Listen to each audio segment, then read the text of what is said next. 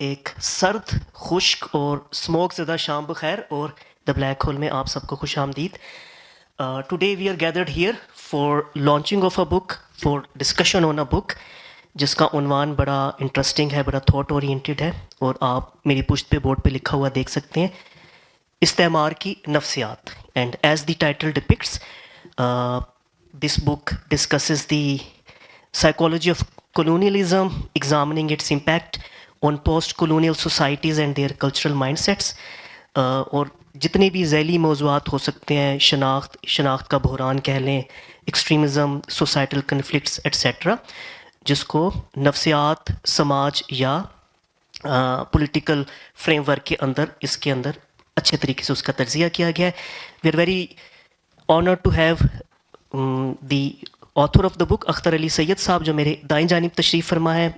Author تو ہیں یہ، آپ سائیکالوجسٹ بھی ہیں، لہٰذا یہ بہت دلچسپ ہوگا کہ وہ اپنے جو ان کی فیلڈ ہے اس کو اس پس منظر میں کس طریقے سے اپلائی کرتے ہیں. ان کے ساتھ تشریف فرمائے زیغم خان صاحب، میرے دائیں جانبی، آپ صحافت سے وابستہ ہیں اور تجزیہ کار ہیں. آن مائی لیفٹ سٹس عثمان قاضی صاحب، ہیومینیٹیرین ہیں، ڈیولپمنٹ اینڈ کرائسس مینجمنٹ سے وابستہ ہیں، اور اس موقع پہ ان کی کچھ ہی دنوں یا کچھ ہی ہفتوں میں ایک نئی کتاب آنے والی ہے. تو I would like to congratulate ہم اینڈ آئی ہوپ کہ اس کتاب کی کتاب کے اوپر یہاں پر بھی ڈسکشن ہو. آج کے سیشن کی میزبانی کی ذمہ داری نبھا رہے ہیں آن مائی لیفٹ وقار شرازی صاحب، ریسرچر ہیں، رائٹر ہیں. ناظر محمود صاحب کو آج ہم مس کریں گے، جو طبیعت کی ناسازی کی وجہ سے آج ہمیں جوائن نہیں کر سکے، اور وقار صاحب آپ کا بہت شکریہ کہ آن سچ اے شارٹ نوٹس آپ ہمیں جوائن کر رہے ہیں. آپ سب لوگوں کی آمد کا بھی شکریہ. ایک چھوٹی سی فیور دیجیے گا کہ اپنے سیل فونز جو ہیں وہ سائلنٹ موڈ میں سوئچ کر لیں تاکہ ہماری ساری توجہ جو ہے اس گفتگو پر رہے. ہمارے ہاں ان ٹرو سینس جمہوری کلچر ہے کہ گفتگو کے بعد آپ لوگوں کو بھی اپنی بات کہنے کا پورا موقع ملتا ہے، جس میں آپ ڈس ایگری بھی کر سکتے ہیں اور چپتے ہوئے سوالات بھی رکھ سکتے ہیں ہمارے پینلسٹ کے سامنے. بس اس کے لیے ایک خیال رکھیے گا کہ پہلے ہاتھ بلند کیجیے گا تاکہ آپ کو یہ مائکروفون دے دیا جائے. اس کے بنا آپ کی آواز جو ہے وہ آن لائن آڈینس تک نہیں جا سکے گی. And that's it. Now please welcome Waqar Shirazi صاحب، عثمان قاضی صاحب، زیغم خان صاحب اینڈ اور guest speaker author of the book Akhtar Ali Syed. Thank you.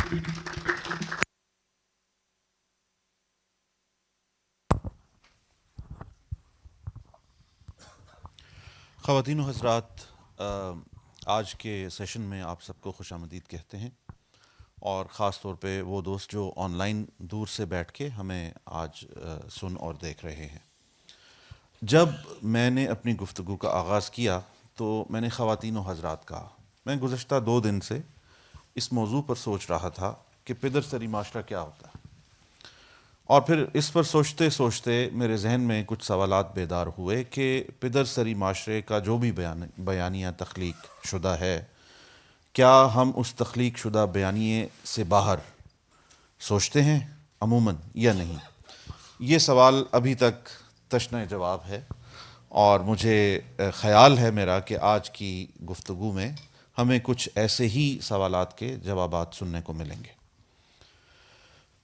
ہم نے بیانیے کی تخلیق، بیانیے کا پس منظر اور مختلف بیانیوں کے حوالے سے بہت کچھ سن رکھا ہے. جدیدیت، مابعد جدیدیت، استعماریت، اور پھر استعماریت، اشتراکیت، اور اس کے علاوہ وغیرہ وغیرہ. ایک زمانہ تھا جب ہم اپنے اسکول کو الوداع کہہ کے کالج میں انٹر ہوئے تھے تو ہم سبط حسن کی کتابوں سے آشنا ہوئے. پھر علی عباس جلال پوری صاحب اور ڈاکٹر مبشر حسن، پھر ڈاکٹر مبارک علی اور وغیرہ وغیرہ. میں گزشتہ دنوں یہ بھی سوچ رہا تھا کہ فی زمانہ ایسے کتنے نام دستیاب ہیں. تو ایک سوچ دماغ میں یہ بھی گزری کہ شاید ہو سکتا ہے کہ مہا بیانیوں کی طرح کچھ مہا شخصیات اس دور کے گزر جانے کے بعد مشخص ہوں کہ یہ اپنے دور کی مہا شخصیات تھیں، مگر فی زمانہ ہم اس قد کے لوگوں کو دیکھنے سے کم از کم میری نظر وہاں نہیں پڑتی۔ یہی عالم ہے کہ جب سوویت یونین کا خاتمہ ہوا تو ضد استعماریت کی جو مباحث ہیں وہ دم توڑتے گئے آہستہ آہستہ، جبکہ استعمار اپنی حیثیت میں، اپنی موجودگی میں موجود رہا اور مختلف علامات کے طور پر بھی موجود رہا۔ اس بیانیے کے ساتھ کھلواڑ بھی بہت کیا گیا۔ کچھ حکومتوں نے، کچھ ریاستوں نے اپنے بیانیے تخلیق کرنے کے لیے اپنی ٹیلر میڈ استعمار تخلیق کیے، اور پھر اسی کے تحت کچھ ہم مشرب فلسفیوں نے بھی اس کو وہی پیرائے پہنائے، تو چیزیں کہیں مدغم ہو گئیں آپس میں۔ استعمار بحیثیت علامت اور بحیثیت ڈیبیٹ موجود رہا اور اپنے وجود میں بھی موجود رہا، مگر اس کی شکل کے بارے میں ابہام پیدا ہو گیا، اور ہم بلا تکان اس اصطلاح کو استعمال کرتے رہے بشمول میرے اپنے، مگر کہیں اس کے معنی سے ہم آشنا نہیں تھے۔ پھر ایک اور بات جو میرے ذہن میں اس کتاب کو دیکھ کر ایک بقول زیف سید کے اچنبھے کے طور پر میرے ذہن میں آئی، اور وہ یہ تھی کہ استعماریت کے حوالے سے ہمارے معاشرے میں سماجی گفتگو ہوئی، اقتصادی گفتگو ہوئی، سیاسی گفتگو بھی ہوئی، مگر یہ پہلی مرتبہ ہے کہ ہم استعماریت کی نفسیات کے بارے میں کچھ پڑھنے اور کچھ سمجھنے کے لیے جا رہے ہیں۔ میں شکر گزار ہوں اختر علی سید صاحب کا کہ جنہوں نے اپنی کتاب میں اس اہم نقطے اور اہم پہلو کی طرف توجہ مبذول کی اور ہم سب لوگوں کی بھی کرائی۔ گفتگو کا آغاز ہمارے استاد اور ہمارے مربی عثمان قاضی صاحب سے کریں گے۔ کتاب کے حوالے سے ان کے پاس ایک مضمون ہے، میں چاہتا ہوں کہ بغیر کسی توقف کے ہم عثمان قاضی صاحب سے گفتگو کو آگے بڑھائیں۔ بہت شکریہ۔ میں نے سوچا کہ منتشر الخیالی سے بچنے کے لیے میں اپنے خیالات کو منضبط کر لوں، کچھ لکھ کر لایا ہوں جو آپ کی خدمت میں پیش کرتا ہوں۔ اس بات کو فی الحال جانے دیجیے کہ اردو کی کمائی کھانے والے ادارے تکنیکی اصطلاحات کی معیار بندی سے اس قدر بے پرواہ ہیں کہ تھیوری، آئیڈیالوجی، ہائپوتھیسس، ایزمپشن وغیرہ جیسی الگ الگ اصطلاحات کو ایک ہی لفظ نظریہ کے بھاری لٹ سے ہانکا جاتا ہے۔ چنانچہ کچھ احباب نہایت تیقن سے فتویٰ دیتے پائے جاتے ہیں کہ حیاتیاتی ارتقاء یعنی ایوولوشن محض ایک تھیوری یعنی نظریہ ہے۔ خیر، اس لفظیاتی ابہام سے قطع نظر اگر کوئی پوچھے کہ پاکستانیوں میں سب سے مقبول نظریہ کون سا ہے، تو نظریہ پاکستان جیسی مشہور مگر بے معنی تراشیدہ سرکار اصطلاح سے سن 40 کی دہائی کے وقتی سیاسی داؤ دو قومی نظریے تک، لبرلزم سے سوشلزم تک، مختلف اقسام کے مذہبی مکاتیب فکر تک، کوئی ایک ایسا نظریہ سامنے نہ آ سکے گا جسے من حیث المجموع پاکستانیوں کا قومی یا کم از کم سب سے مقبول نظریہ کہا جا سکے۔ اس خادم کو یہ دعویٰ کرنے کی اجازت دیجیے کہ ہمارے ہاں بلا تخصیص مذہب، طبقاتی تفریق اور لسانی و قومیتی تنوع سب سے مقبول نظریہ نظریہ سازش، بزبان انگریزی کانسپریسی تھیوری ہے۔ اس ملک کے عوام کا کم و بیش اجماع ہے کہ ہماری زبوں حالی کی وجہ بنیادی طور پر اغیار اور ان کے چند مقامی گماشتوں کی سازشیں ہیں۔ تسلیم کے مختلف لوگوں اور گروہوں کے نزدیک اغیار اور ان کے مقامی گماشتوں کے چہرے اور شناخت بدلتے رہتے ہیں، اور کبھی تو کل کے مسجود آج کے ذلیل بھی ٹھہرتے ہیں، مگر بنیادی تجزیاتی طریقہ کار وہی نظریہ سازش والا رہتا ہے۔ اپنی دربدری جہاں گردی کے دوران اس خادم نے یہ مرض ہر جگہ موجود پایا، مگر بالعموم مٹھی بھر کم تعلیم یافتہ افراد میں۔ ہمارے ہاں تو سریاب کی لوکل بس کے کنڈکٹر سے لے کر بیش قرار پینشن کے حامل، دفاعی تجزیہ کار، حقیقی آزادی کے علم برداروں سے لے کر طویل ترین جمہوری جد و جہد کے دعوے داروں تک اسی زلف گرہ گیر میں الجھے ملے، ناوک نے تیرے سید نہ چھوڑا زمانے میں۔ قیام پاکستان کے بعد کی ابتدائی 3 دہائیوں میں پاکستانی کلچر، پاکستانی ادب، پاکستانی قوم کی تعریف پر بہت مباحثے ہوا کرتے تھے، مگر کوئی اتفاق رائے پیدا نہ ہو پایا۔ ہمارے پیارے فیض صاحب بھی زچ ہو کر پلاؤ کی رکابی کو پاکستان بھر کے عوام کو جوڑنے کی واحد لڑی قرار دے کر جان چھوڑا گئے۔ اس خلط میں مبحث سے ایک تو قیام بنگلہ دیش کی بدولت کچھ گلو خلاصی ہوئی، اور کچھ گزشتہ دہائیوں میں پاکستان سمیت دنیا بھر میں صارفیت یعنی کنزیومرزم کی جہانگیری کی بدولت۔ اگر آج فیض صاحب حیات ہوتے تو نہایت اعتماد سے انہیں بتایا جا سکتا تھا کہ خیبر سے کراچی تک، گوادر سے خنجراب تک، واہگہ سے تفتان تک مرچوں والی بریانی اور نظریہ سازش یکساں مقبول ہے۔ اول ذکر کے پھیلاؤ کی وجوہات پر تو عزیزم حارث خلیق یا وسی بابا جیسے خوش خوراک احباب ہی سیر حاصل گفتگو کر سکتے ہیں۔ اس خادم جیسے کم سواد لوگوں کے لیے مؤخر الذکر مظہر البتہ تشویش کا باعث ہے۔ دیکھیے، اس باب میں تو دو رائے نہیں ہو سکتی کہ ہمارا ملک بحیثیت مجموعی ایک مستعمرہ جغرافی اور معیشت کا نقشہ پیش کرتا ہے۔ ملک کے اندر بھی بین الصوبائی سطح سے لے کر بین الطبقاتی، بین القومیتی، بین القبیلوی، بین الصنفی اور دیگر کئی حوالوں سے جاری استحصال ایک حقیقت ہے، لیکن اس کی ذمہ داری چند افراد کی بے ضمیری یا مبینہ کرپشن یا شرق و غرب کی دیگر اقوام کی مزمن مسلمان دشمنی پر ڈالنا اس خادم کی رائے میں محض فکری سہل انگاری اور ہمارے کسی معجزانہ شارٹ کٹ کے ڈھکوسلے پر ایمان کی نشانی ہے۔ سائنسی تحقیق کے نتیجے میں یہ خیال بھی بے بنیاد ثابت ہو چکا ہے کہ فلاں نسل، قوم یا قبیلہ فطری طور پر غیرت مند، ایماندار، بہادر، ہوشیار یا ان کے برعکس ہوتا ہے۔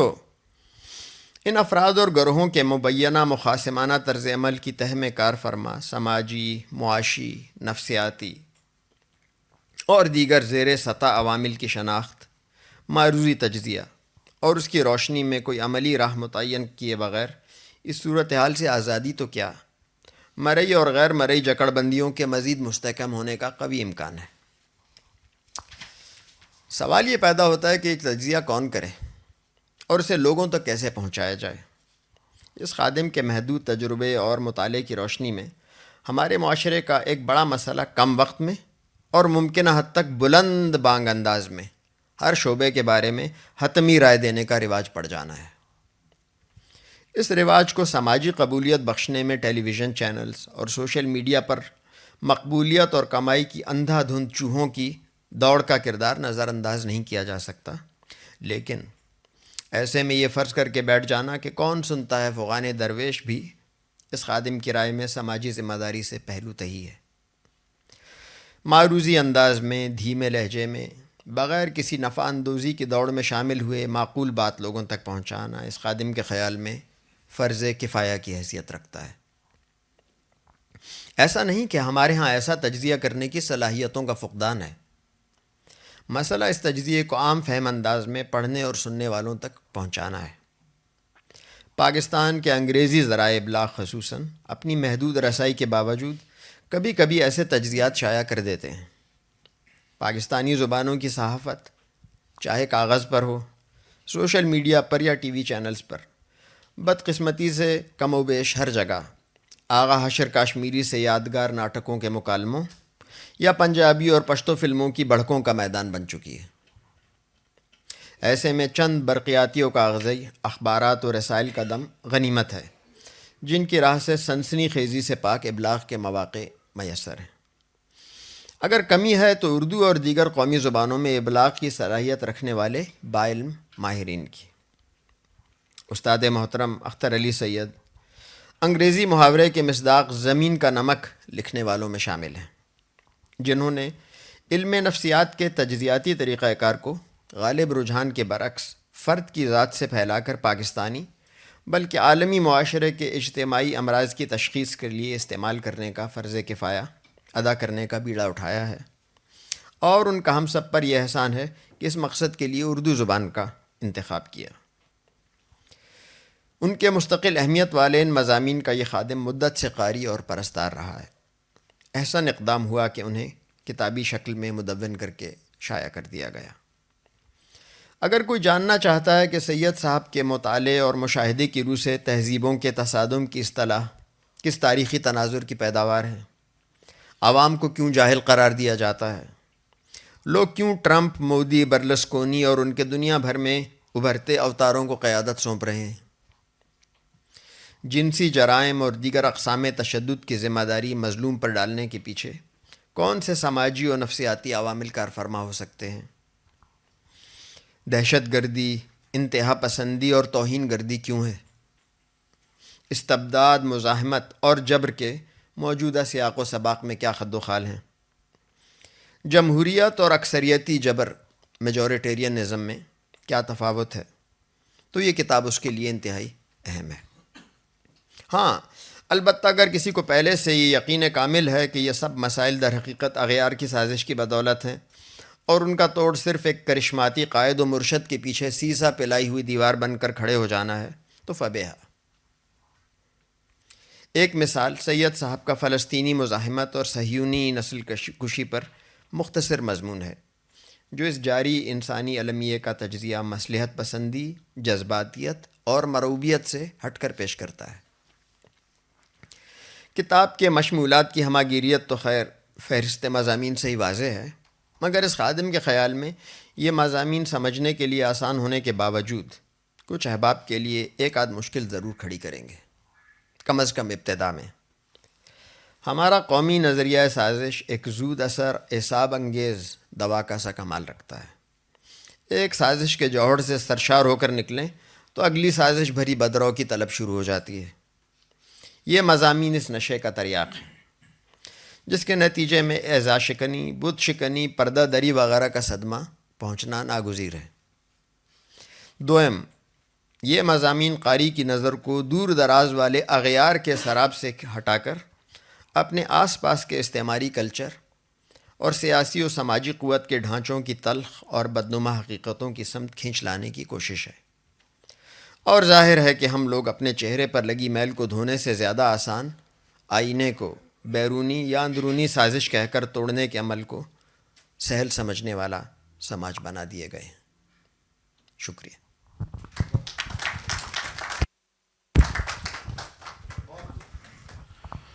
خواتین و حضرات، قاضی صاحب کی گفتگو کے دوران خود میرے ذہن میں کئی اور سوالات جنم لے رہے تھے، اور میں یہ سمجھتا ہوں کہ آپ کے ذہن میں بھی کئی سوالات بیدار ہوئے ہوں گے، مگر جیسا کہ پہلے ایک قدغن لگائی گئی اور پروگرام کا فارمیٹ ایسا ہے کہ ہم سوالات آخر میں کے لیے اٹھا رکھتے ہیں، میں گزارش کروں گا زیغم خان صاحب سے، جنہوں نے اس کتاب کو پڑھ کر اور اپنا ریویو ہمارے ساتھ وہ شیئر کریں گے۔ اس سے پہلے آن اے لائٹر سائڈ، ہمارے ایک دوست اسلام آباد میں کتاب سونگھنے کے حوالے سے بہت مشہور ہیں، اور یہ مشہور ہے کہ وہ کتاب سونگھ کر اس پر بڑی مہارت سے گفتگو کرتے ہیں، مگر آج زیغم خان صاحب کے ساتھ it is not the case.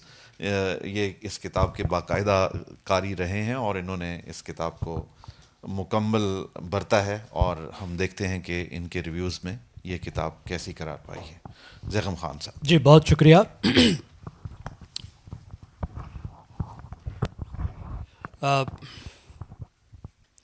میرے خیال میں میرے لیے بہت خوشی کی بات ہے کہ اختر ہمارے درمیان میں ہیں، اختر سید صاحب، اور اختر سید جیسے لوگ اس وجہ سے زیادہ اہم ہیں کہ ہمارے معاشرے میں پبلک انٹلیکچوئلز کی بہت کمی ہے۔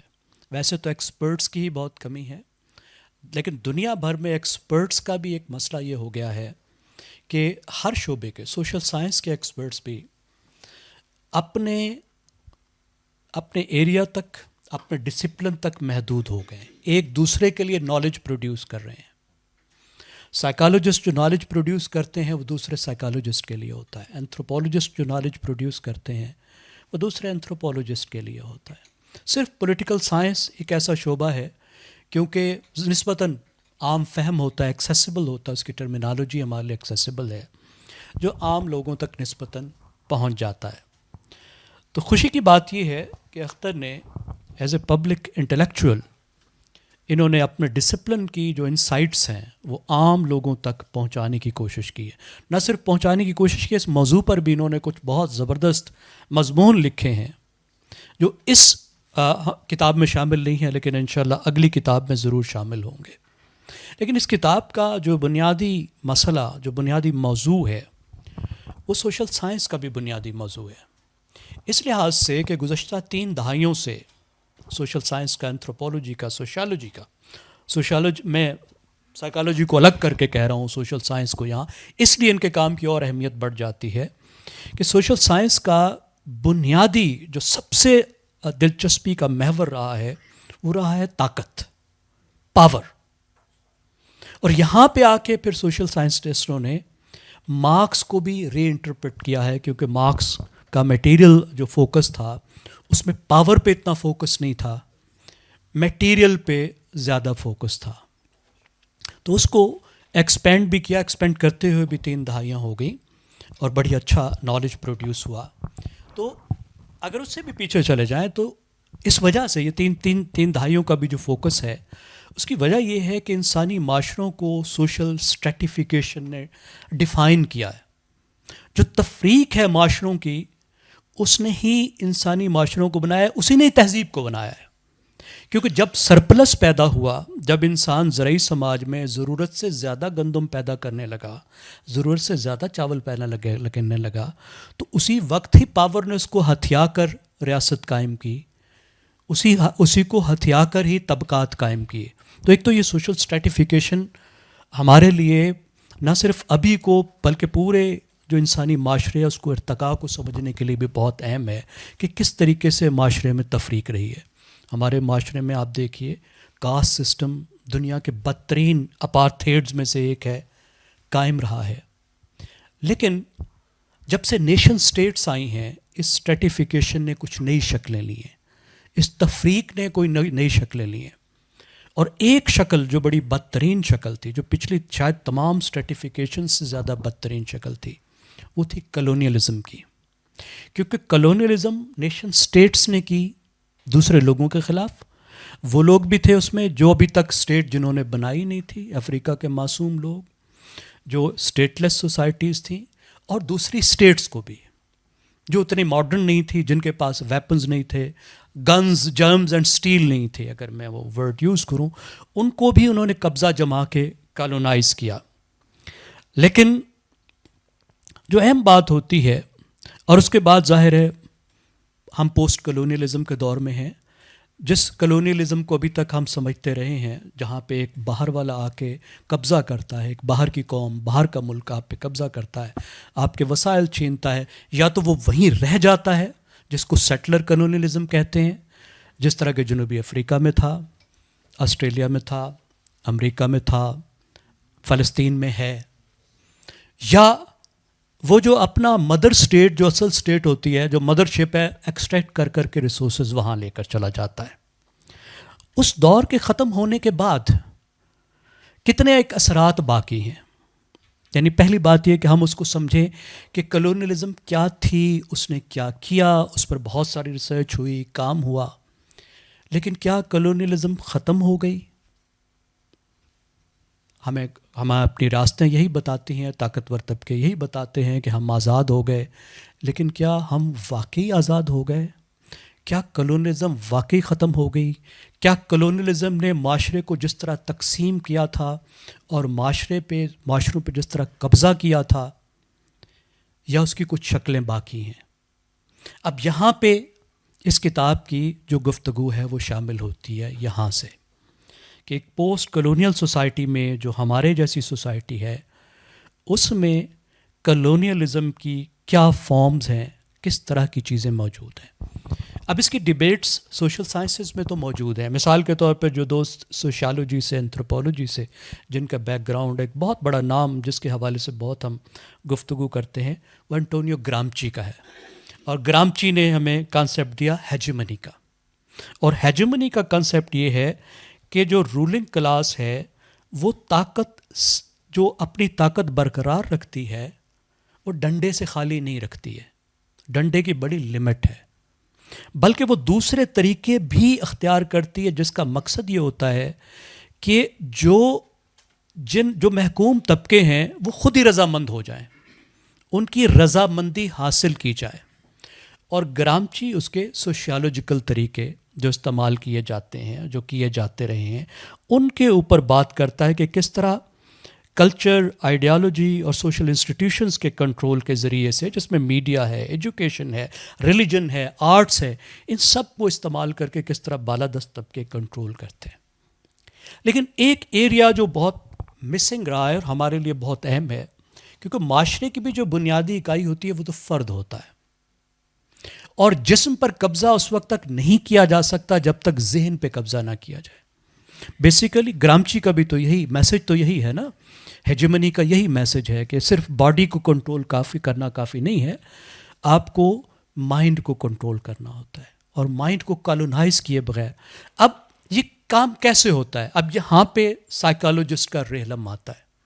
یہاں پہ سوشیالوجسٹ ہمیں مدد نہیں کر سکتا، اینتھروپولوجسٹ مدد نہیں کر سکتا، فلاسفر مدد نہیں کر سکتا، ہسٹورین مدد نہیں کر سکتا، کیونکہ جو ذہن ہے، جو ریلم آف دا مائنڈ ہے، وہ سائیکالوجسٹ کا ہے. اور سائیکالوجسٹ تھوڑے سے شائع رہے ہیں اس کام میں بہت زیادہ گھسنے سے، کرنے سے. کچھ لوگوں نے کیا بھی ہے. ڈاکٹر آشیش نندی انڈیا کے، میں تو بہت بڑا مداح ہوں، اختر ان کے بہت بڑے مداح نہیں ہیں لیکن آشیش نندی کا بھی جو زیادہ کام ہے وہ کلونیل پیریڈ پہ زیادہ ہے. اس وقت میں بھارت میں بالادست طبقے کیا کر رہے ہیں بھارتی ذہن کے ساتھ، اس پر نہیں ہے. یہ بنیادی وہ موضوعات ہیں، یہ سینٹرل فوکس ہے. لیکن کیونکہ یہ مضامین ہیں تو اس میں ایک براڈ آپ کو جو ہے وہ سویپ نظر آتی ہے. جو سب سے خوبصورت بات ہے کہ یہ کتاب آپ کو اس بنیادی موضوع سے ریلیٹڈ بہت سے چیزوں کے اندر لے کر جاتی ہے. جس طرح سے شروع میں جو تہذیبوں کا تصادم، بیانیہ، ٹھیک ہے جی، نسل کشی، سیاسی تشدد، انتہا پسندی پہ کئی مضامین ہیں. لیکن کل جو ڈاکٹر صاحب نے گفتگو کی تھی اس میں ایک بہت ہی میرے خیال میں انٹرسٹنگ بات تھی. وہ یہ تھی کہ جو بالادست طبقے ہیں وہ کس طریقے سے انتہا پسندی کو as a mechanism of social control use کرتے ہیں. معاشرے کو کنٹرول کرنے کے لیے انتہا پسندی کو کیسے ایک ٹول کے طور پر استعمال کرتے ہیں. یہ میرے لیے ایک نئی اور دلچسپ بات تھی. اور جو کل کی گفتگو میں جو ایک بات تھی، کالونائزر جو ہے، جو قبضہ جماتا ہے، جو جدید فارم کا کالونائزر ہے. اور بتایا اختر صاحب نے اس کتاب میں بھی کہ اس کی بہت سی شکلیں ہیں، بہت سی فارمز ہیں. لیکن ایک چیز جو میں نے پوچھی، اور میری غلطی نہیں ہے تو انہوں نے اتفاق کیا کہ ماڈرن فارم میں جو کالونائزر ہے، state institutions of course and power elite, وہ ہے جو اس وقت کا کالونائزر ہے. تو بنیادی طور پر جو تفریق ہے سوشل اسٹریٹیفیکیشن کی ہے، اور اسٹریٹیفیکیشن کو بھی ہم ایک طرح سے مارکسین طرح سے دو حصوں میں تقسیم کر لیں. ایک چھوٹی سی وہ کلاس جو ایک طرح سے انہیرٹ کیا جس نے پاور، اور کچھ کی کنٹینیوٹی اس سے بھی پیچھے ہے، لیکن رول اس کا کالونائزر کا ہے، وہ power elite. And then this large section of the society جو ایک طرح سے کالونائزڈ ہے. کس طریقے سے کالونائزر اور کالونائز جو ہے ان کی خصوصیات ان میں موجود ہیں. اس کتاب میں مثلا استعمار زدگی اور نفسیات، اس پر بہت سے مضامین ہیں، کئی مضامین ہیں کہ اس نفسیات کے حوالے سے اس پہ کیا ہو سکتی ہے، پھر شخصیات کے حوالے سے. لیکن ایک بہت ہی دلچسپ جو ہے اختر صاحب کا ایک دہائیوں سے جو دلچسپی کا ایک موضوع رہا ہے، اور جو استعمار ہے اس حوالے سے بہت اہم ہے، وہ ہے خواتین کے حوالے سے، جینڈر کے حوالے سے. جینڈر بہت ہی اہم ہے کالونائزیشن کے پروسیس میں، کیونکہ بہت سی جنگیں اس کا میدان خواتین کا جسم ہوتا ہے. کالونائزر بھی اس کو یوز کرتا ہے. جنگ میں بھی سب سے پہلے خواتین جو ہیں وہ ٹارگٹ بنتی ہیں. لیکن یہاں پہ جنس اور جرائم کا جو ایک تعلق ہے اس کو، کیونکہ اس پہ ریسرچ بھی ان کی بہت ساری ہے، اس پہ کیا. اور ایک آپ کے لیے بہت ہی دلچسپی کا باعث ہوگا، وہ سیاسیات کے حوالے سے ہے کہ اس وقت کی جو ہمارے سیاسی بحثیں اور سیاسی جو رجحانات ہیں، خاص طور پہ پاپولزم کو، ڈاکٹر صاحب نے پاپولزم کو اینالائز کیا ہے. اس میں پاپولزم میں ہیرو ورشپ ایک بہت اہم بات ہے کہ ہیرو پرستی جو ہے. پوسٹ ٹروتھ پہ ہم بہت بات کرتے رہتے ہیں. پوسٹ ٹروتھ آپ دوست سمجھتے ہوں گے. پوسٹ ٹروتھ کا جو مطلب ہے وہ یہ ہے کہ ہم ایک ایسے دور میں، جب کہ میرا یہ جو موبائل ہے اس میں کتابوں کی ایکسیس دنیا کی سب سے بڑی لائبریری سے زیادہ ہے. منٹوں میں کتابیں مفت بھی مل سکتی ہیں، خرید بھی سکتا ہوں. ایسے وقت میں جب اتنا نالج دستیاب ہے، ہم ایک ایسے دور میں داخل ہو گئے ہیں جب علم اہم نہیں رہا، جذبات اہم ہو گئے ہیں.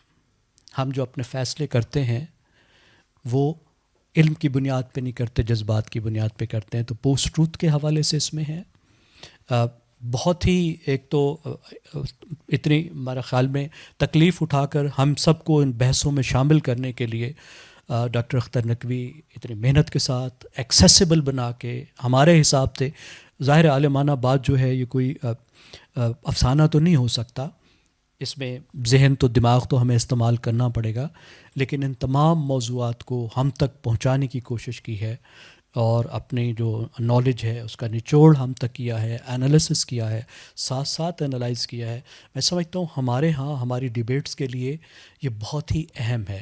کیونکہ ایک چیز میں ایک سوشل سائنس کے طالب علم کے طور پر، ویسے تو مجھے آپ جو ہے بس ٹیلی ویژن کے حد تک جانتے ہیں، لیکن ایک سوشل سائنس کے اسٹوڈنٹ کے حوالے سے میں جب بک سٹورز پہ جاتا ہوں تو مجھے بہت دکھ ہوتا ہے. آپ یقین کیجئے گا، ایسی ایسی سوشل سائنس کی کتابیں ہمارے لیے اس وقت تک ریفرنس ہیں جو دہائیوں سے متروک ہو چکی ہیں. کئی تو ایسی ہیں، مثلاً اینتھروپولوجی کی سب سے زیادہ پڑھے جانے والی کتاب پاکستان میں وہ ہے جو اینتھروپولوجی کی پیدائش سے بھی پہلے کی ہے. یعنی وہاں سے اینتھروپولوجی شروع بھی نہیں ہوتی، اس کے بعد شروع ہوئی ہے. تو اس کے بہت نقصان ہو رہا ہے ہمیں کہ ہم اس وقت جدید جو بحثیں ہیں اس میں شامل نہیں ہیں ہمارا اردو کا قاری. اس کتاب کا بہت بڑا میں سمجھتا ہوں قیمتی ایڈیشن اس حوالے سے ہے کہ ہمیں کنٹمپریری ڈیبیٹس میں لاتی ہے، ہمیں ان ڈیبیٹس میں لاتی ہے جو نہیں ہو رہی، کہیں بھی نہیں ہو رہی، اور ہمارے ریجن میں تو خاص طور پہ نہیں ہو رہی. نفسیات کے حوالے سے لاتی ہیں اور سوشل سائیکالوجی کے حوالے سے کہ نفسیات نہ صرف ایک آدمی کی، فرد کی نفسیات، بلکہ گروہ کی نفسیات، اور گروہی نفسیات میں دونوں سائڈز کی نفسیات، استعمار کی بھی، کالونائزر کی بھی، کالونائزڈ کی بھی. تو it's a great opportunity for us. Thank you very much doctor صاحب for finding this time, coming to Islamabad and talking to اس. باقی ہم ان سے سنیں گے اور ان سے سوالات کریں گے. بہت شکریہ.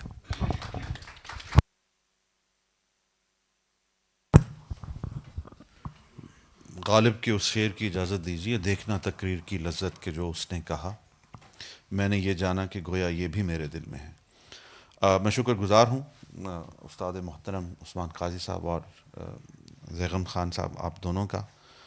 آپ کی گفتگو نے جو سامعین اور وہ سامعین جو ہمیں دور سے بیٹھ کے دیکھ اور سن رہے ہیں، جو تشویق دلائی کتاب کے حوالے سے، وہ ایک میرا خیال ہے ایک مہمیز رہے گی تمام متوقع قارئین کے لیے کہ وہ کتاب کا مطالعہ کریں. میں آنا چاہتا ہوں کتاب کے مصنف کی جانب. میری آج اختر علی سید صاحب سے پہلی مرتبہ ملاقات ہوئی اور میرا یہ خیال تھا کہ بہت گنجلک گفتگو رہے گی، مگر جب ملاقات کا تجربہ ہوا اور کچھ ایک ایکسکلوسیو نشست بھی ان کے ساتھ میری ہوئی، تو بہت مشکل چیزیں بہت سادہ پیرائے میں سمجھنے کا موقع ملا. اور مجھے لگا کہ اگر الفاظ کا انتخاب سہل ہو تو ایک عام آدمی تک، میرے جیسے ایک عام آدمی کے ذہن تک بھی اپنی بات پہنچائی جا سکتی ہے، اور اس کے لیے اس کو اس کے تفہیم کو، یعنی اس کے تفہیم کے نہج کو اوپر لایا جا سکتا ہے. ہمارے ہاں صرف کتاب کے حوالے سے، یعنی ادب کے حوالے سے یہ گفتگو رہتی ہے کہ کیا ادب وہ معیاری ہے جو قاری کے نہج پر ہو، یا وہ معیاری ادب ہے جو قاری کے نہج کو بلند کرے. تو بہرحال اس ریفرنس سے بھی میری آج جب گفتگو رہی اختر علی سید صاحب سے، تو بہت گنجلک چیزیں بہت آسان ہوتی گئیں مجھ پر. میں سمجھتا ہوں کہ کتاب ان کی ہم سب کے پاس آج موجود ہے، مگر اس کے ساتھ کچھ پیغام زبانی بھی ہے جس کی وجہ سے آج اختر علی سید صاحب یہاں موجود ہیں. اور میں زیادہ دیر ان کے اور آپ کے درمیان حائل ہوئے بغیر گزارش کروں گا اس کتاب کے مصنف کہ اختر علی سید صاحب سے کہ وہ کتاب کے حوالے سے اور کتاب کی رونمائی کے حوالے سے اپنی گفتگو کا آغاز کریں.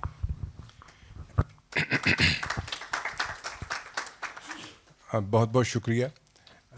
میرا خیال تھا کہ بولنے کی ذمہ داری جو مجھ پر تھی وہ میں نے کل پورا کر دی پروگریسو رائٹرز کے فورم پہ، لیکن بہرحال میں کچھ عرض کرتا ہوں کچھ باتیں آپ کی خدمت میں. میں شکر گزار ہوں قائد صاحب کا، زیغم صاحب کا، شرازی صاحب کا اور اس فورم کا. انہوں نے اس نشست کا اہتمام کیا ہے.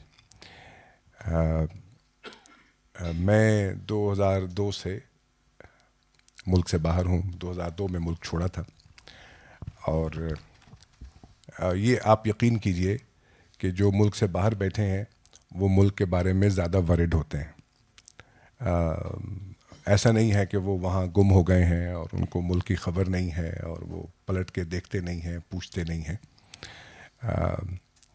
ہم بھی یہاں تھے تو، لیکن معاملات کو دیکھنے اور سمجھنے کی جو کوشش اور خواہش وہاں جا کر پیدا ہوتی ہے، وہ میں یہ نہیں کہہ رہا یہاں نہیں ہوتی، لیکن وہ جو اپنی ذات کی حد تک میں یہ کہتا ہوں کہ وہ وہاں جا کے زیادہ بڑھ گئی. میں کل یہ عرض کر رہا تھا کہ سب سے پہلے جو چیز جس نے مجھے مجبور کیا کہ میں چیزوں کو ذرا دھیان سے دیکھنے کی کوشش کروں، وہ ٹیررزم تھا. میں 9/11 کے بعد گیا تھا یہاں سے اور عراق پر حملہ ہوا تب میں وہیں تھا، تو اس کو دیکھنے کی کوشش کی. اس کے لیے ظاہر ہے ہم سوشل سائنسز کے اسٹوڈنٹس ہیں تو آپ کو ڈیٹا اکٹھا کرنا پڑتا ہے. آپ ڈیٹا اکٹھا کرتے ہیں، ان کو دیکھتے ہیں. اس میں جو چیز، ایک چیز میں نے اس پہ کل تفصیل سے ذرا سی بات کی، اس میں جو چیز ہمیں نظر آئی اس ڈیٹا میں کہ فلسطینی جو ہیں وہ اپنے سوئسائڈ اٹیکرز کا ریکارڈ رکھتے تھے. ان کے نام، پتے، جینڈر، بعض صورتوں میں ان کی تعلیم، سب رکھتے تھے. اسی طرح لیبنیز سوئسائڈ اٹیکر جنہوں نے یہ سلسلہ شروع کیا تھا 1983 میں،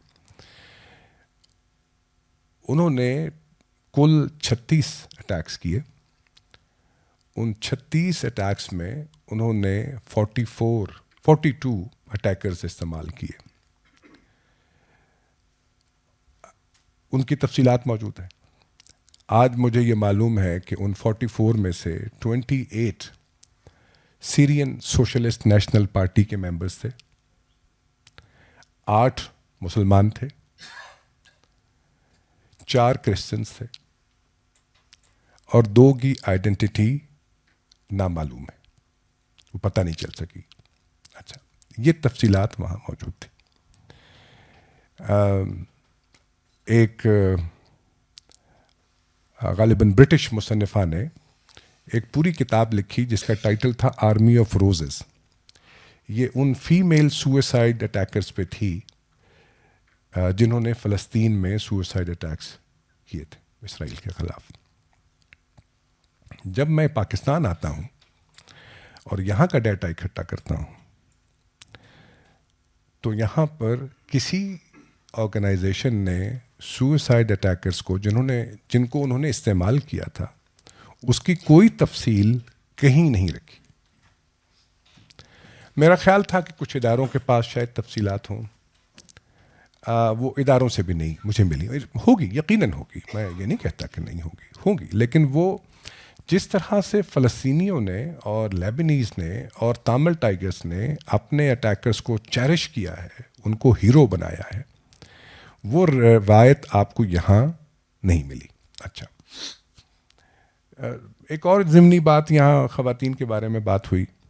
کہ ہمارے ملک میں یہاں اس ریجن میں عراق میں بھی انہوں نے خواتین سوئسائڈ اٹیکرز کو استعمال بھی نہیں کیا. اچھا اب یہ آپ اس میں سے جو کچھ نکالنا چاہیں نکال لیجئے، لیکن ایک بات مجھے جو کھل کے پتہ چلتی ہے وہ یہ پتہ چلتی ہے کہ اس ساری کیمپین میں جو فرق وہاں اور یہاں میں تھا وہ یہ تھا کہ وہ کیمپین بڑی واضح مقاصد کے لیے چلائی جا رہی تھی. ان کے ٹارگٹس کلیئر تھے، مقاصد کلیئر تھے، ان میں حصہ لینے والوں کے نام پتے معلوم تھے. اس میں کچھ ایسا نہیں تھا جو پبلک سپیس میں کبھی نہیں آیا. ہمارے ہاں جو کچھ ہوا اس میں پاکستان کی حد تک جو اٹیکرز تھے انہوں نے کبھی یہ نہیں بتایا کہ اگر وہ مون مارکیٹ میں حملہ کرتے ہیں تو ان کا کیا مقصد ہے.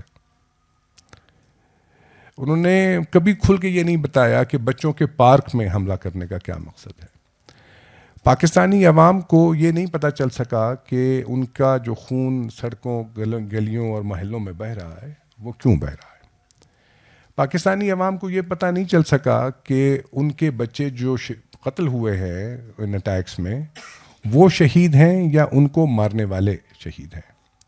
پاکستانی عوام کو یہ پتہ نہیں چل سکا کہ مارنے والے بازوئے شمشیر زن ہیں یا بچانے والے بازوئے شمشیر زن ہیں. اچھا اب یہ کنفیوژن کی ایک وہ کیفیت ہے جس کی طرف شیرازی صاحب نے اپنے ابتدائیے میں اشارہ کیا ہے، اور یہ بات مجھے وہاں سے مجھے خیال آیا کہ یہ جو کنفیوژن ہے کہ آپ کے ساتھ ہو کیا رہا ہے. آپ کے ہاں قتل و غارت ہے، بعض لوگ کہتے ہیں 80,000، بعض لوگ کہتے ہیں اس سے زائد لوگ جان سے ہاتھ دھو بیٹھے. کیوں یہ سوال جو ہے، میں ایک دفعہ یہاں آیا جب یہ APS کا واقعہ ہوا تھا تو بریف ٹراما تھیراپی کی ٹریننگ کے لیے میں یہاں آیا، اور میں نے سائیکالوجسٹ تھے کوالیفائڈ پروفیشنلز جو پریکٹس میں تھے، وہ جا رہے تھے، گورنمنٹس ان کو مختلف جگہوں پہ بھیج رہی تھی، تو ان کی ٹریننگ کے لیے مجھے بلایا گیا. میں آیا، میں نے ان سے یہ کہا کہ اگر بچ جانے والا کوئی بچہ آپ سے یہ پوچھے کہ مجھے کیوں زخمی کیا گیا ہے، میرے اسکول پر دھماکہ کیوں کیا گیا ہے، ٹراما سے نکلنے والا ہر شخص یہ بنیادی سوال کرتا ہے. میں اربیل بھی گیا ہوں، میں نے آئسس کے شکار جو لوگ ہیں ان کے ساتھ بھی کام کیا ہے، میں اب فلسطینیوں کے ساتھ بھی کام کر رہا ہوں. یہ سوال ہر جگہ موجود ہوتا ہے کہ آخر میرے ساتھ یہ سب کچھ کیوں ہوا ہے، مجھے کیوں مارا. اب اگر میں نے اپنی آڈینس سے جو سائیکالوجسٹ تھے، تھراپسٹ تھے، ان کے سامنے یہ سوال رکھا کہ اگر کوئی بچہ آپ سے یہ پوچھے کہ مجھے کیوں نشانہ بنایا گیا تو آپ کیا جواب دیں گے؟ آپ یقین کیجئے گا کہ ان کوالیفائڈ پروفیشنلز کے پاس اس سوال کا جواب نہیں تھا، اس لیے کہ ہم پولیٹیکلی ڈیپ کویسچنز کو اوائڈ کرتے ہیں. ہمارے سامنے بہت سارے واقعات ہو رہے ہوتے ہیں، ان واقعات پر ہمارا میڈیا ایک عمومی رائے بناتا ہے اور اس عمومی رائے کو وہ نشر کرتا ہے، ہمارے ذہنوں میں اڈیلتا ہے. اور ماہرین نفسیات سے جب یہ پوچھا جاتا ہے کہ خبریں سن کے ہمیں بہت صدمہ ہوتا ہے، ہمیں بہت انگزائٹی ہوتی ہے، تو ماہرین نفسیات آن لائن آن ریکارڈ یہ مشورہ دیتے ہیں کہ آپ خبریں سننا چھوڑ دیں. ان کے نزدیک یہ حل ہے، آنکھیں بند کرنا ایک حل ہے. میرے جو استاد تھے ڈاکٹر اختر احسن تھراپی میں، ان کے نزدیک پریشان کرنے والے سوالوں سے نظریں بچانا پیتھولوجیکل ہے، وہ مرض بڑھاتا ہے، کم نہیں کرتا. ہم سب لوگ ایک ایسی فضا میں رہتے ہیں کہ جہاں خوفناک سوال ہمارے نظروں کے سامنے ہیں اور ہم ان کو دیکھنے سے پہلو تہی کرتے ہیں. یہ میرے سامنے ایک ٹارگٹ تھا. میں اس پہ ظاہر انگلش میں لکھ رہا تھا. ہم سب کا اجرا ہوا لاہور سے. ہمارے عزیز دوست وجاہت مسعود صاحب نے اس کو شروع کیا اور انہوں نے مجھے لکھنے کے لیے انوائٹ کیا. تو سب سے پہلے جو اولین محرک تھے ان آرٹیکلز کے وہ وجاہت صاحب تھے. اہم سوال جس کی طرف شیرازی صاحب نے اشارہ فرمایا وہ یہ ہے کہ آپ کے ساتھ یہ سب کچھ کیا ہو رہا ہے. یہ اچھا اس کا پرسپیکٹو ظاہر ہے اقتصادی بھی ہے, اس کا پرسپیکٹو سیاسی بھی ہے, اس کا پرسپیکٹو سوشل سائنسز سوشیولوجی کا بھی پرسپیکٹو ہے, اور اس کا پرسپیکٹو ایک ریلیجس بھی ہے. ہم یہ سارے انالیسیز سنتے ہیں لیکن جو چیز مسنگ تھی وہ سائیکولوجیکل پرسپیکٹو ہے. زیغم نے اشارہ کیا آشیش نندی صاحب کی طرف. انڈیا میں یہ ٹریڈیشن بہت مضبوط ٹریڈیشن ہے.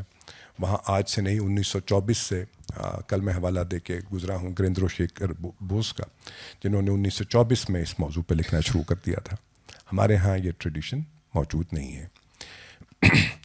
میں نے سب سے پہلی کوشش تو یہ کی ہے کہ استعمار کو ڈیفائن کیا جا سکتا ہے, کیسے کیا جا سکتا ہے. ہم جس فیز میں ہیں یہ ایک فیز ہے جس کو میں ہائپر کلونیلزم کہتا ہوں. نہ یہ کلونیلزم ہے, نہ یہ پوسٹ کلونیلزم ہے, نہ یہ نیو کلونیلزم ہے, یہ ہائپر کلونیلزم ہے. اس کی نشانی یہ ہے, اس کا ایک ٹریٹ یہ ہے کہ ایک معاشرہ بیک وقت کئی کولونائزرز کے زیر اثر کام کرتا ہے. ایک بات. دوسری بات وہ یہ کہ کولونائزیشن کا کام اب صرف اسٹیٹ نہیں کرتی, صرف اسٹیٹ نہیں کرتی, اسٹیٹس کے علاوہ نان اسٹیٹ ایکٹرز بھی کرتے ہیں. کل میں نے گنوائے تھے کہ آپ کے ملیشیاز وہ کام کرتے ہیں, آپ کی جو نان اسٹیٹ ایکٹرز ہیں وہ یہ کام کرتے ہیں, ملٹی نیشنل کمپنیز یہ کام کرتی ہیں. اب یہ جو معاشرہ ہے اس میں ملٹیپل لیئرز ہیں کولونائزیشن کی. اب یہ سارا کام جو ہے یہ ناقابل شناخت ہو چکا ہے. اس ناقابل شناخت فنامنا کو قابل شناخت کیسے بنایا جا سکتا ہے, یہ سوال تھا میرے سامنے. تو اب آپ شکل سے نہیں پہچان سکتے. جیسے آپ کے سامنے گورا ہوتا تھا, آپ کہتے تھے یہ کولونائزر ہے. اب آپ کولونائزیشن کے اس پروسیس کو فنکشن سے پہچانیں گے کہ جو فرد, ادارہ یا گروہ یہ کام کرتا ہے وہ کولونائزر ہے. میں نے یہ ظاہر ہے کہ یہ میری فائنڈنگ نہیں ہے, یہ میری کنسالیڈیشن ہے کہ میں نے وہ 4 کام آئیڈینٹیفائی کیے ہیں. وہ چاروں کام لٹریچر میں ہیں, مختلف جگہوں پہ موجود ہیں. میں نے اس کو کنسالیڈیٹ کیا ہے تاکہ کولونائزیشن کا سارا عمل اب قابل شناخت ہو جائے. اور وہ 4 کام بہت سادہ ہیں, آپ کے سامنے ہیں, آپ نے سنے ہوئے ہیں. لیکن جب آپ ان 4 کاموں کو ذہن میں رکھ کے اپنے گرد نظر دوڑاتے ہیں تو آپ کے لیے چیزیں قابل شناخت ہونا شروع ہو جاتی ہیں. وہ 4 کام یہ ہیں کہ پہلا کام ہر دور کا کولونائزر جو کرتا ہے وہ یہ ہے کہ وہ آپ کے فائنینشیل ریسورسز کی طرف پر اپنا تصرف جماتا ہے, اس کو کنٹرول میں لاتا ہے. وہ آپ کے معاشرے کی فائنینشیل ایکٹیویٹی کو ڈکٹیٹ کرتا ہے, اس کو ڈرائیو کرتا ہے. ایک دوسرا کام وہ یہ کرتا ہے کہ آپ کے لیے دوست اور دشمن کا تعین کرتا ہے. آپ نے کس سے دوستی کرنی ہے, کس سے دشمنی کرنی ہے, کس سے آپ نے جنگ کرنی ہے, کس سے آپ نے معاہدے کرنے ہیں, اس کا تعین کولونائزر کرتا ہے. اب میں آپ کے سامنے یہ باتیں رکھ رہا ہوں, ذرا سا آپ یہ صرف سن کے ہو سکتا ہے آپ کے ذہن میں چیزیں اجاگر ہونا شروع ہو جائیں. تیسرا کام جو بڑا خوفناک ہے, بہت ہی خوفناک کام جو کولونائزر کرتا ہے وہ ڈیوائڈ اینڈ رول ہے. سوسائٹی کو اس طرح سے توڑتا ہے اس طرح سے فریگمنٹیٹ کرتا ہے، پرانے اختلافات کو ہوا دے کے ابھارتا ہے، نئی فالٹ لائنز کریٹ کرتا ہے، نئی فالٹ لائنز کریٹ کرتا ہے، اور ان فالٹ لائنز کے اراؤنڈ وہ نئی ڈبیٹس کریٹ کرتا ہے۔ وہ ڈبیٹس ہوتی ہیں کہ جن کا آپ کی عام زندگی سے کوئی تعلق نہیں ہوتا۔ کرکٹ کھیلتی ہوئی بچی پر ڈبیٹ چھڑ جاتی ہے،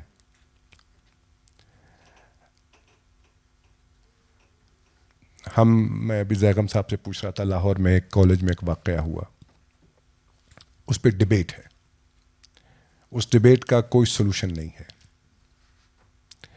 اس طرح کے متعدد واقعات، آپ کو لگتا ہے کہ 3 دن 4 دن ہفتہ 2 ہفتے کائنات کا کوئی اور مسئلہ اتنا اہم نہیں ہے جتنا کہ وہ ایشو اہم ہے، اور ایک دم پھر وہ ڈبیٹ ختم ہو جاتی ہے، اس کے بعد کوئی نئی ڈبیٹ چھڑ جاتی ہے۔ اس کو میں نے شور کی ثقافت کہا ہے۔ یہ وہ شور کی ثقافت ہے کہ جس نے آپ کو اصل مسئلے پر غور کرنے سے روکا ہوا ہے۔ میں معذرت کے ساتھ، معذرت اس لیے کہ یہ بات ہو سکتا ہے گراں گزرے، اسی طرح یہ جو ہمارے ہاں خواتین کا ایشو ہے، اسی طرح ہمارے ہاں ریپ پر اٹھنے والے اعتراضات ہیں، یہ سارے وہ موضوعات ہیں کہ جو طاقت، جو پاور سینٹر ہے اس پر، اور پاور سینٹر کی کارگزاری سے پیدا ہونے والا مائنڈ سیٹ جو ہے، اس سے نظر ہٹانے کے طریقے ہیں۔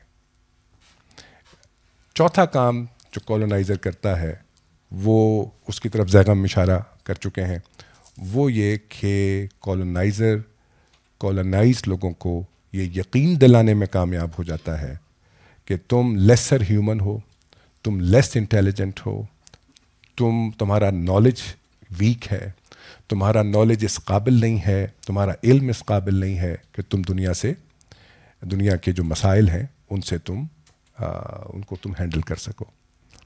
یہ 4 کام وہ اتنی خوبی سے کرتا ہے۔ آخری 2 کام خاص طور پہ چونکہ میرے ڈومین میں آتے ہیں، وہ 2 کام آخری اتنی خوبی سے کرتا ہے کہ آپ میں سے، مجھ میں سے ہر شخص کو یہ یقین ہے کہ کالونائزر جو بات ہمیں سمجھا رہا ہے وہ بالکل 16 آنے سچ بات ہے۔ ابھی میں آپ سے پوچھوں گا، آپ میں سے ہر شخص یہ کہے گا کہ آپ علم کی ترقی کا جائزہ لیجئے۔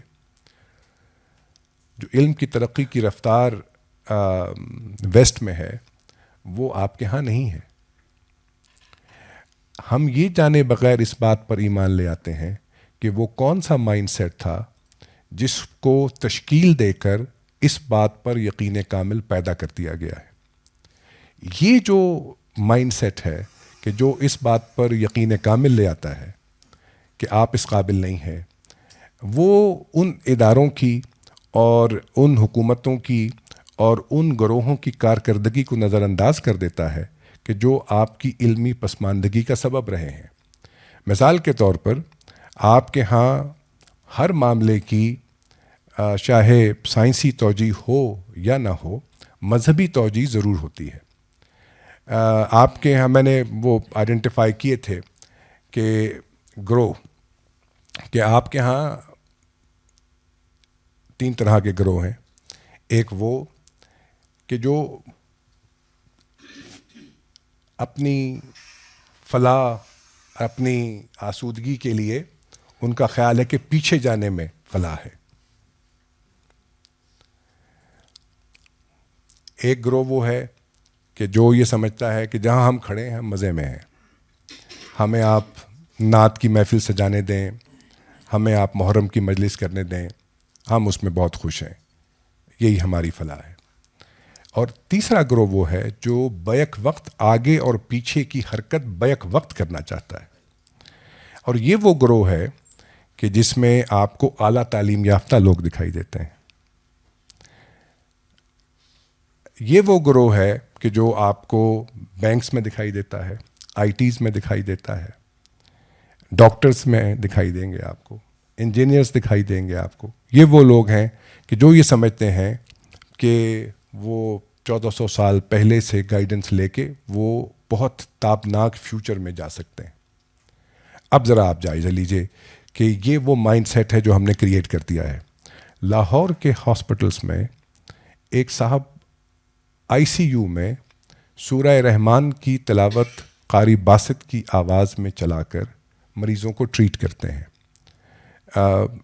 ہوتے ہوں گے، میں کسی کے عقیدے پر کیا سوال کر سکتا ہوں، اور اس عقیدے سے پیدا ہونے والے نتائج پر بھی میں کوئی سوال نہیں کر سکتا. لیکن اگر یہ کوئی پیر و مرشد بات کر رہے ہوتے تو میں بالکل اس کو قابل اعتنا نہ سمجھتا، یا اس پہ قابل اعتراض نہ سمجھتا. اتنا کیا کہنا ہے. لیکن یہ بات آئی سی یو میں پریکٹس ہو رہی ہے، اور اس پر انہوں نے اپنے حساب سے ڈیٹا بھی پروڈیوس کیا ہے. اور ان کا خیال یہ ہے کہ یہ جو جب جن وارڈز میں سورہ رحمان کی تلاوت چلتی ہے، قاری خاص طور پہ قاری باسط کی، ہما شما کی آواز میں نہیں، قاری باسط کی آواز میں، تو وہاں پہ مریض جلد صحت یاب ہو جاتے ہیں، اور وہ بھی صحت یاب ہو جاتے ہیں جو قریب المرگ ہوتے ہیں. اب آپ اس مائنڈ سیٹ کے ساتھ، اور یہ جو بات میں پورے وثوق سے کہہ رہا ہوں، اور میں نے مختلف طریقوں سے اس کو واضح کیا ہے، یہ مائنڈ سیٹ پیدا کیا گیا ہے. یہ اچانک کہیں خلا سے وجود میں نہیں آ گیا، آپ نے پیدا کیا ہے، اور جان بوجھ کر پیدا کیا ہے.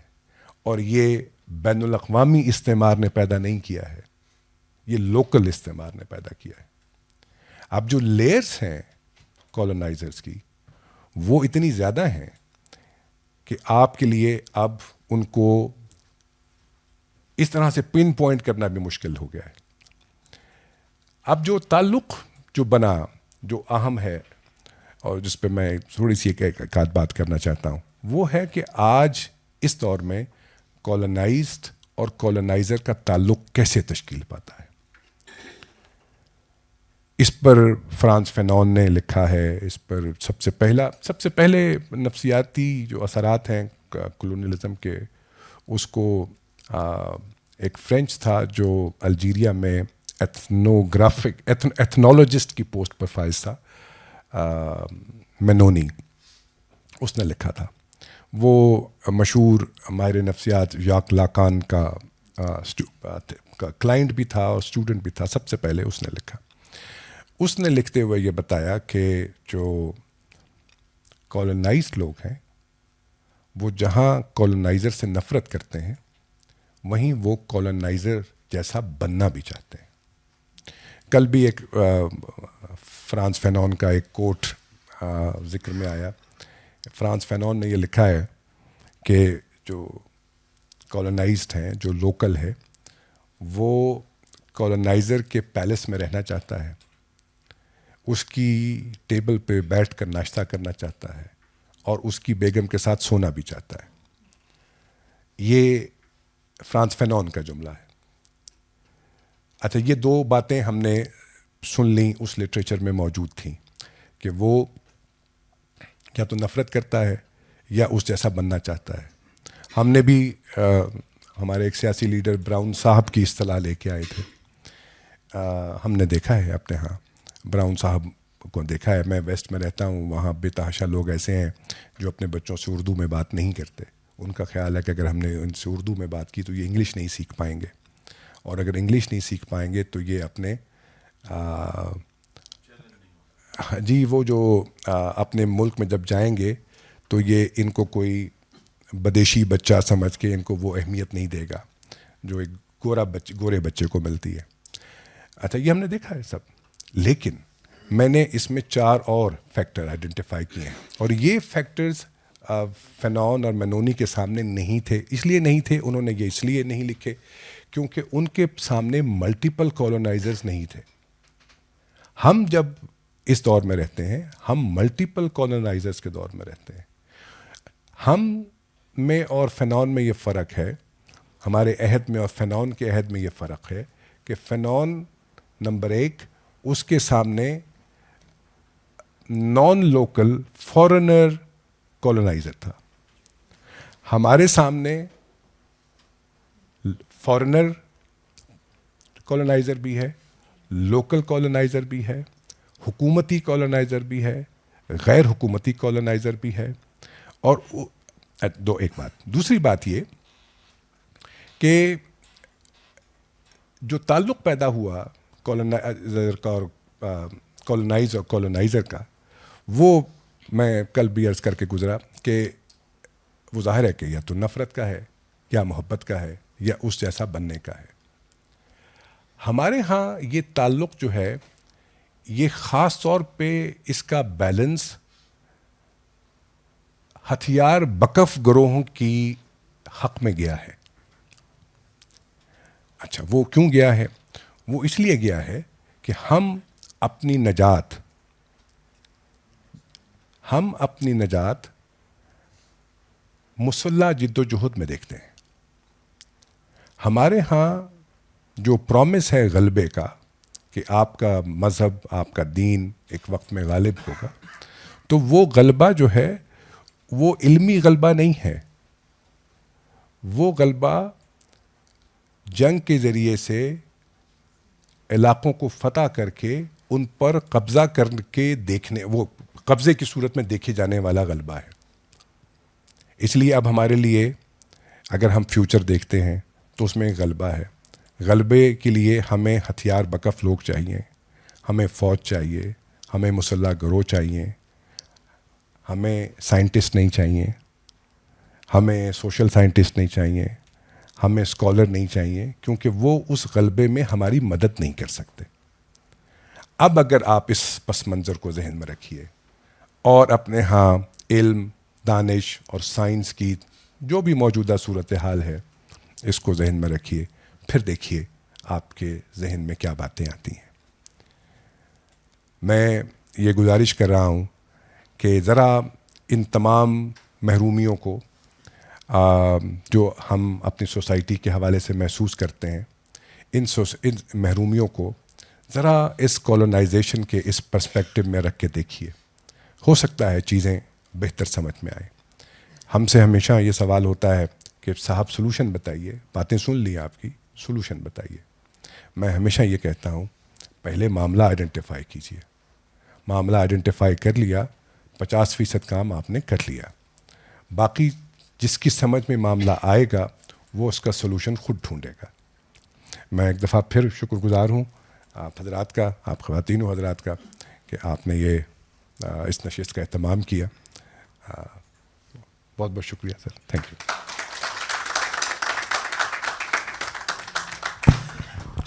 اختر علی سید صاحب, ایک جسارت کی اجازت چاہتا ہوں, اور یہ لفظ جسارت بھی ایک بیانیے سے آیا ہے, آپ جانتے ہیں.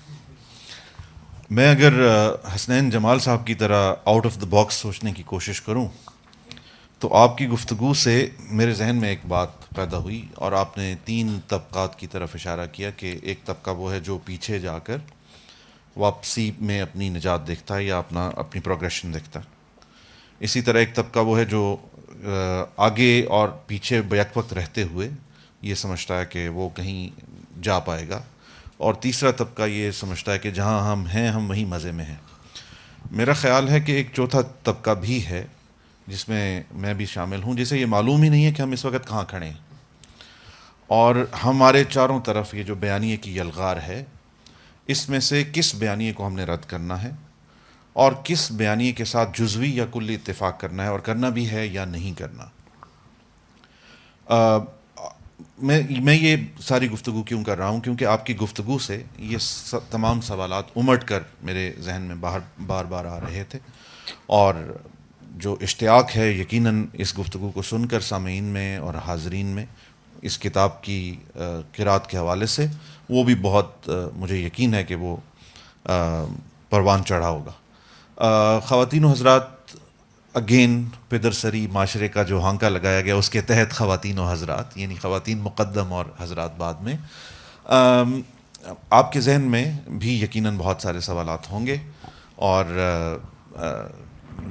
یعنی رسم دنیا بھی ہے, موقع بھی اور دستور بھی. تو سوالات سے آغاز کرتے ہیں.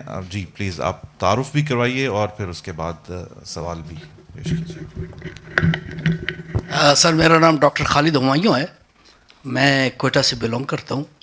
اچھا, یہ میری خوش قسمتی ہے, کل کے محفل میں بھی میں حاضر تھا اور آج بھی. سید صاحب آپ سے سوال میرا یہ ہے کہ کل کی باتوں اور آج کی باتوں اور اس کے علاوہ بھی قاضی صاحب جیسے لوگوں کے ساتھ جب ہم بیٹھتے ہیں تو پتہ یہ چلتا ہے کہ some thing is very unique in Pakistan. کسی بھی حوالے سے دنیا میں جو تحریکیں چل رہی ہیں یا ایوولوشن کا جو پروسیس چل رہا ہے یا ایون خرابیوں کا جو سلسلہ چل رہا ہے, ہم ساری دنیا سے بالکل علیحدہ ایک اسپیشلائز قسم کی چیز بنے ہوئے ہیں. آپ سے سوال میرا یہ ہے کہ یہ جو اسپیشلٹی ہے, یہ جو یکسانیت ہے, یہ جو ایک علیحدگی ہے ساری دنیا کی نارمل ایوولوشن یا نارمل پروسیس سے ہٹ کے ہم لوگ ہیں, اس کی ایٹیالوجی کیا ہے, اس کا سبب کیا ہے, اس کی وجہ کیا ہے؟ دو باتیں آپ نے ارشاد فرمائی. میں پہلی بات تو یہ عرض کرتا ہوں کہ آپ جس بھی سوسائٹی کو قریب سے دیکھیں گے اس سوسائٹی کے کچھ یونیک فیچرز آپ کے سامنے آئیں گے. میں جس بات پر اصرار کرتا ہوں وہ یہ کہ اس وقت یا ہمیشہ سے ایسا ہی تھا کہ جو کلونیلزم کا پروسیس ہے اس کو آپ گلوبلی نہیں سمجھ سکتے, اس کو آپ کو سوسائٹی اسپیسیفک ہو کے سمجھنا پڑے گا. ہم جب پاکستان پہ بات کریں گے تو ہم پاکستان پہ بات کریں گے اور ظاہر ہے اس کے کچھ یونیک فیچرز ہیں. جب آپ انڈیا پہ جا کے بات کریں گے تو انڈیا کے اپنے یونیک فیچرز ہیں جو آپ سے ڈفرینٹ ہیں.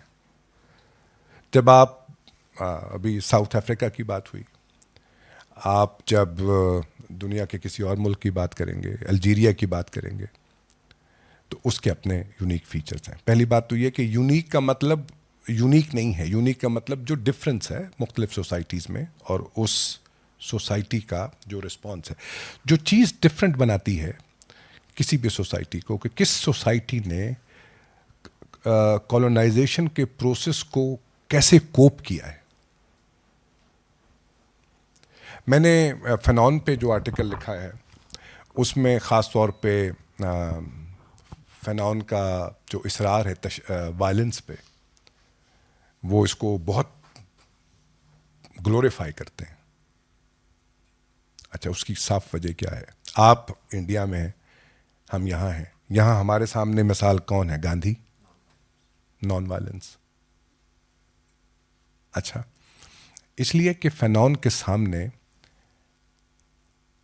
1820 سے لے کر 1961 تک کی تاریخ ہے کولونائزیشن کی, اور وہ ساری جو کولونائزیشن کی ہسٹری ہے اس میں فرینچ کے خلاف مسلح جدوجہد ہے. اور اتفاق کی بات یہ ہے کہ اس مسلح جدوجہد کو لیڈ کرنے والے ایک وحدت الوجودی صوفی تھے, عبد القادر جزائری, اور وہ خاصی کامیابیاں ملی ان کو دھوکے سے انہوں نے بلا کے نیگوشیٹ کرنے کے بہانے, اور اس کو میں نے ڈاکیومنٹ کیا ہے. اچھا, اب ہسٹری چونکہ فنون کے سامنے وہ ہے تو فنون کے لیے لازم ہے کہ وہ اس کو سپورٹ کرے, اس آئیڈیا کو گلوریفائی کرے اس کو. ہمارے سامنے جو ہسٹری ہے وہ 1857 کی ہے جس میں آپ کو بری طرح سے شکست ہوئی. اس جنگ نے جو کچھ بھی کیا, وہ جو بھی جنگ تھی, وہ جنگ آزادی تھی یا غدر تھا, جو مرضی نام دے لیجیے, ریگارڈلیس, اس نے انگریزوں کے قبضے کو مزید مستحکم کیا. آپ کا تجربہ یہ ہے. اب اس تجربے کی روشنی میں آپ نے اپنا کوپنگ میکینزم اسٹیبلش کیا. آپ آج بھی فخر کرتے ہیں کہ آپ کو اس بندے نے لیڈ کیا کہ جو خود کبھی جیل نہیں گیا. مطلب یہ کہ it was a purely legal struggle. صحیح غلط کی بات ابھی میں نہیں کر رہا. میں آپ دیکھیے, یہ جو سائیکالوجسٹ کا پرابلم ہوتا ہے, سائیکالوجسٹ ہسٹورین نہیں ہوتا. سائیکالوجسٹ اس پرسیپشن کو دیکھتا ہے کہ جو پرسیپشن کامنلی پریویل کر رہی ہوتی ہے.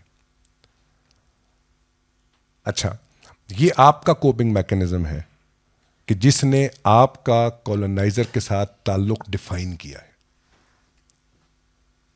یہ آپ کا یونیک فیچر ہے. میں نے دو تجربات کو آپ کے سامنے کمپیئر کر کے عرض کیا کہ اس کا انحصار آپ کی ہسٹری پہ ہے, اس کا انحصار آپ کے سیٹ آف ایکسپیرینسز پہ ہے. کہ آپ کی سوسائٹی کن ایکسپیرینس سے گزر کے یہاں تک پہنچی ہے اور دوسری سوسائٹی کس طرح سے کس طرح کے ایکسپیرینس سے گزر کے آج یہاں پہنچی ہے. تو nothing is unique but it is different. ہمارے ساتھ اور پارٹیسپینٹ ہیں, آپ اپنا تعارف بھی کروائیے اور اس کے بعد آپ کا. جی, میرا نام امجد نذیر ہے. میں اینتھروپولوجی یا بشریات کا طالب علم ہوں, ہیومن رائٹس ایکٹیوسٹ ہوں. آپ نے جو باتیں کی ہیں ان میں اکثر سے زیادہ مجھے اتفاق ہے, لیکن میرا خیال ہے کہ ایک پہلو کی طرف توجہ دلانا یا روشنی ڈالنا کسی حد تک رہ گیا ہے. وہ ہے cultural forms of resistance. Cultural forms of resistance Pakistan میں موجود رہی ہیں. اس سے کیوں پہلو تہی کی جاتی ہے ہمیں اس کا بھی اندازہ ہے.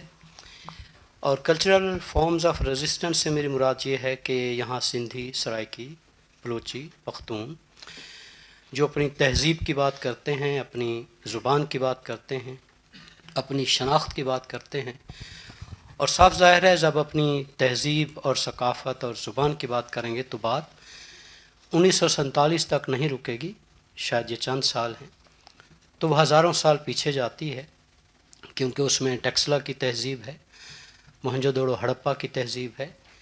اسی خطے میں بدھ مت اور ہندو مت کے بہت زیادہ آثار موجود ہیں.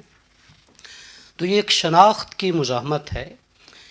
وہ کمزور سے ہی, وہ ناکام سے ہی کسی حد تک. اس کو انڈاکٹرینیٹ نہیں کیا جا سکا, اس کو انسٹیٹیوشنلائز بھی نہیں کیا گیا, اور ریاست اس کو ڈس اون بلکہ ریزسٹ کرتی ہے. لیکن بہرحال وہ مزاحمت یہاں پر موجود ہے. ایک دوسری فارم آف ریزسٹنس بھی ہے, اس میں اب کافی سارے پاکستان کے احباب, افراد اور گروہ موجود ہیں, جسے انٹرسیکشنل مزاحمت قرار دیا جا سکتا ہے. یعنی عورتوں کی مزاحمت ہو گئی, خواجہ سراؤں کی ہے, اس کے علاوہ کچھ پروفیشنل گروہ بھی اس میں شامل ہو سکتے ہیں. وہ فارم آف ریزسٹنس بھی موجود ہے. اور کسی حد تک دانشورانہ مزاحمت, جو کچھ لکھا پڑھا بولا جاتا ہے, اس کے بھی بے شک گنجائش کم ہو. میں کہنا یہ چاہتا ہوں کہ جہاں کلونیلزم ہوتی ہے, اس کی کوئی بھی فارم ہو, ان تمام فارم سے مجھے اتفاق ہے, ملٹیپل کلونیلزم کا جو آپ نے ذکر کیا ہے, وہاں ضرور ریزسٹنس بھی موجود ہوتی ہے, اور اس ریزسٹنس کو کوئی نہ کوئی گنجائش دی جانی چاہیے, ورنہ ڈائلیکٹکس یا جدلیات بنتی نہیں ہے, اور وہ بالکل ایک مردہ معاشرہ ہو سکتا ہے. کیونکہ یہ کہا جاتا ہے کہ پاکستان میں ایک وائبرنٹ سول سوسائٹی موجود ہے, اور اسی طرح ریزسٹنس بھی کسی حد تک موجود ہے. بے شک ریاست اس سے اتفاق نہیں کرتی. تو یہ جو فارمز آف ریزسٹنس جن کا میں نے ذکر کیا ہے, آپ انہیں کہاں پر رکھتے ہیں, کیسے دیکھتے ہیں, اور مستقبل میں اس کا رجحان یا اس کی سمت کیا ہے, آپ کی کیا رائے ہے؟ میں دو تین باتیں عرض کرتا ہوں. یہ مزاحمت, دیکھیے جب بھی کہیں بھی کالونائزر ہوتا ہے اس کے خلاف غصہ ہوتا ہے اور وہ مزاحمت کا سبب بنتا ہے. ہمیں کل بھی ہم ذکر کر رہے تھے, فرانس فینون ہمیں یہ بتا گیا ہے اور بڑی کامیابی سے یہ دکھا بھی گیا ہے کہ وہ غصہ جو کالونائزر کے خلاف پیدا ہوتا ہے, کالونائزر اس کو کس طرح کامیابی کے ساتھ دوسرے کمزور گروہوں کی طرف ڈائریکٹ کر دیتا ہے. ایک بات تو یہ بتا گیا. ہماری اجتماعی دانش کا فیلئر میں آپ کے سامنے رکھتا ہوں.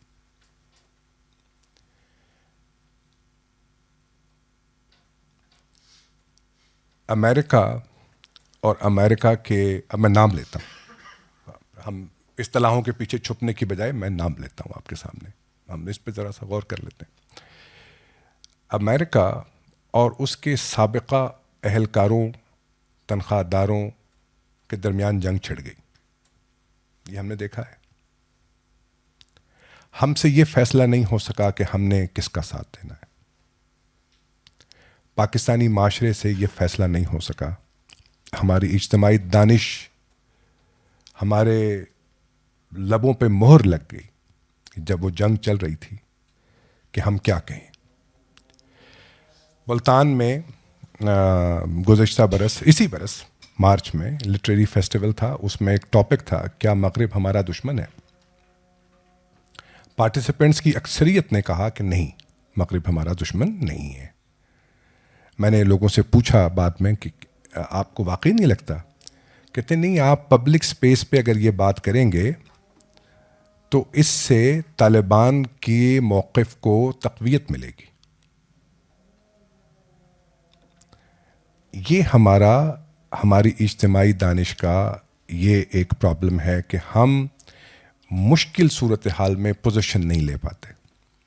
ہمارے سامنے ہے کہ ضیاء الحق کے مارشل لاء کے ساتھ کن قوم پرستوں نے ہاتھ ملایا تھا.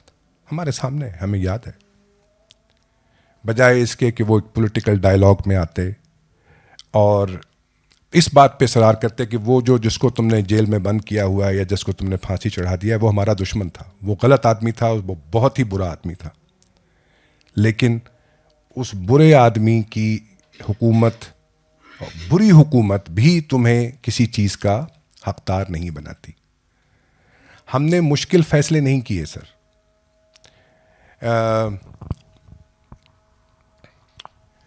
مجھے یاد ہے یہ غالباً مڈ 90s کی بات ہے. ہیومن رائٹس کمیشن کے دفتر میں پشاور سے آئی ہوئی ایک بچی کو اس کے خاندان نے قتل کر دیا آ کے. آسما جہانگیر ہنا کے سامنے, ہنا ربانی کے جیلانی کے سامنے قتل کر دیا. اس پر ANP کے لیڈرز کا موقف آپ کو یاد ہوگا. ہیومن رائٹس کمیشن کے ایک اعلیٰ عہدیدار جو ANP کے بھی ممبرز تھے, ان سے جب یہ پوچھا گیا کہ آپ کیا کرتے, تو انہوں نے کہا میں وہی کرتا. سینٹ میں کہا تھا, سینٹ آف پاکستان, اجمل خٹک صاحب کے بعد. ٹھیک ہے, یہ ہمارے سامنے کی بات ہے. میں گزارش یہ کر رہا ہوں کہ آپ کی ریزسٹنس جب یہ دھوکہ کھا جائے کہ آپ نے صحیح بات کرتے ہوئے آپ نے سیاسی ٹلٹ کیسے لینے ہیں, سماجی عصبیت آپ کی کہاں کھڑی ہوگی, اور پاور سینٹر کو آپ نے کیسے اور کب اور کیوں چیلنج کرنا ہے اور کرتے رہنا ہے, تو مزاحمت کا کھٹائی میں پڑنا بالکل لازم ہے. ایک بات تو یہ میں نے آپ کی خدمت میں عرض کی ہے. یہ لال مسجد کا قضیہ وہ آپ کے سامنے, ہم خاموش بن کے دیکھتے رہے. ہمارا جو سول سوسائٹی تھی اس نے اس پہ کوئی موقف نہیں لیا. آپ کو کہنا چاہیے تھا کہ یہ دونوں غلط ہیں. آپ کو اس انسانی المیے پر آواز ویسے اٹھانی چاہیے تھی کہ جیسے آپ کسی بھی انسانی المیے پہ, وہ جو بچیاں وہاں تھیں وہ وکٹمز تھیں اور وہ دونوں گروہوں کی وکٹمز تھیں. ہم نے اس پہ کچھ نہیں کہا.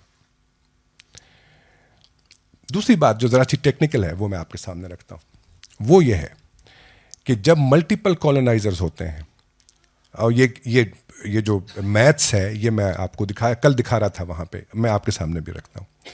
ملٹیپل کالونائزر, مثال کے طور پہ آپ کے سامنے 4-5 کالونائزر ہیں. ہر کالونائزر کے نیچے 2 گروہ ہیں, ایک اس سے ہمدردی رکھنے والا, ایک اس کے خلاف. اب یہ 2 گروہ ہو گئے. اب جتنے کالونائزرز ہیں ان کے نیچے یہ گروہ ہیں. ان کے آپس میں اختلافات ہیں کیونکہ ان کی افیلیشن یا ریزسٹنس اس پرٹیکولر کالونائزر کے لیے ہے. لیکن جیسے ہی دوسرے کالونائزر کا سوال اٹھتا ہے یہ یا تو خاموش ہو جاتے ہیں یا یہ آپس میں لڑنا شروع کر دیتے ہیں. ہم جس اسٹیٹ میں ہیں سر, وہاں پہ یہ بات ہم جب نوجوان تھے تب سنا کرتے تھے کہ پاکستان میں کوئی کوہیسو موومنٹ نہیں چل سکتی کیونکہ یہ ایک ہوموجینس سوسائٹی نہیں ہے.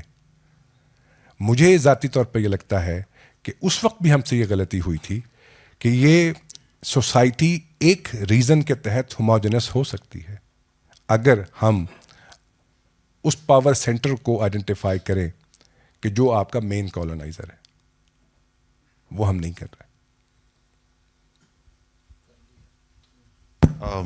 خواتین و حضرات، جس طرح کے گلشن میں تنگی داماں کا علاج تجویز کیا گیا ہے، ویسے ہی تنگی وقت کا بھی ایک علاج میں تجویز کرنا چاہتا ہوں، اور وہ یہ کہ ہم اپنے سوالات بھی مختصر رکھیں گے، اور ڈاکٹر صاحب سے بھی گزارش کروں گا کہ تاکہ ہم سب اس میں پارٹیسپیٹ کر سکیں. شکیل چودھری صاحب ہمارے ساتھ موجود ہیں. بہت موقر میں اس لیے بھی کہہ رہا ہوں کہ ایک پروگرام میں بھی ان کے ساتھ کر چکا ہوں، سو اس میں میرا اپنا ذاتی فائدہ بھی ایک شامل ہے. شکیل چودھری صاحب، میں چاہتا ہوں کہ آپ کی طرف سے. ڈاکٹر صاحب آپ نے بڑی تھاٹ پرووکنگ باتیں کی، باقی دوستوں نے بھی. اچھا سر، جب آپ نے بات کی کہ کالونائزر یہ چاہتا ہے کہ کالونائزڈ اس کی تعریف کریں اور اس کو سپیریئر سمجھیں، تو ہمارے ایک ہیرو، مستند ہیرو سر سید نے یہ کام بہت اچھی طرح کیا. شاید کسی نے اتنا خوبی سے وہ نہیں کیا جتنا انہوں نے کیا. اپنے آپ کو کہا کہ ہم تو بالکل وحشی ہیں اور وہ اتنے اعلیٰ درجے پہ فائز ہیں، اور پھر ڈیوائڈ اینڈ رول، وہ بھی ہم اس کے بینیفیشری ہیں. تو یہ باتیں اگر ہم کریں گے تو سیلف انڈائٹمنٹ کی طرف بات نہیں جائے گی. یہ مجھے نہیں لگتا سر. مجھے لگتا ہے کہ آپ پرابلم کو بہت کلوزلی ڈائگنوز کرنے کی پوزیشن میں آ جائیں گے. مثال کے طور پر اگر میرے کہیں جسم کے کسی حصے میں کوئی پرابلم ہے، کوئی ٹیومر پل رہا ہے، اور میں اس کو کھلی آنکھ سے دیکھنا اور اس پہ بات کرنا شروع کر دوں، تو اس کا آؤٹ کم کیا نکلے گا؟ میں اس کو بہتر طور پہ شناخت کر سکوں گا، میں اس کے علاج کی بہتر کوشش کر سکوں گا. میرا پرسپیکٹو کلینکل ہے. میں جو بات ابھی اس سوال میں رہ گئی، شاید میں اس میں ایڈ کر دوں ایک بات. کالونائزر کے جتنے بھی انٹریکشن کے مکینکس ہیں، وہ جتنے بھی 6 طریقے میں نے آئیڈینٹیفائی کیے، وہ 6 کے 6 طریقے پیتھولوجیکل ہیں. وہ ان میں سائیکولوجیکل ڈس آرڈرز چھپے ہوئے ہیں. وہ سائیکولوجیکل ڈس آرڈرز کا سبب بنتے ہیں. چاہے آپ ان کو آئیڈینٹیفائی کریں، آپ ان کو گلوریفائی کریں، آپ ان کو انتھی رجسٹنس کا سامنا آپ کا بنائیے. میں اس میں آپ کو بہت ساری مثالیں دے سکتا ہوں، لیکن شیرازی صاحب کا حکم ہے. ہاں، بس آخر سے ایک پارٹیسپینٹ ہیں، وہ بھی سوال کرنا چاہتے ہیں، اگر آپ مائک وہاں تک پہنچا دیں. اور مین وائل یہاں کچھ تازہ ہوا کی کمی ہے، سو کچھ اگر اس کا بھی بندوبست ہو جائے تاکہ سانس لینے کی دشواری جو ویسے بھی اس معاشرے میں ہے وہ تھوڑی سی کم ہو سکے.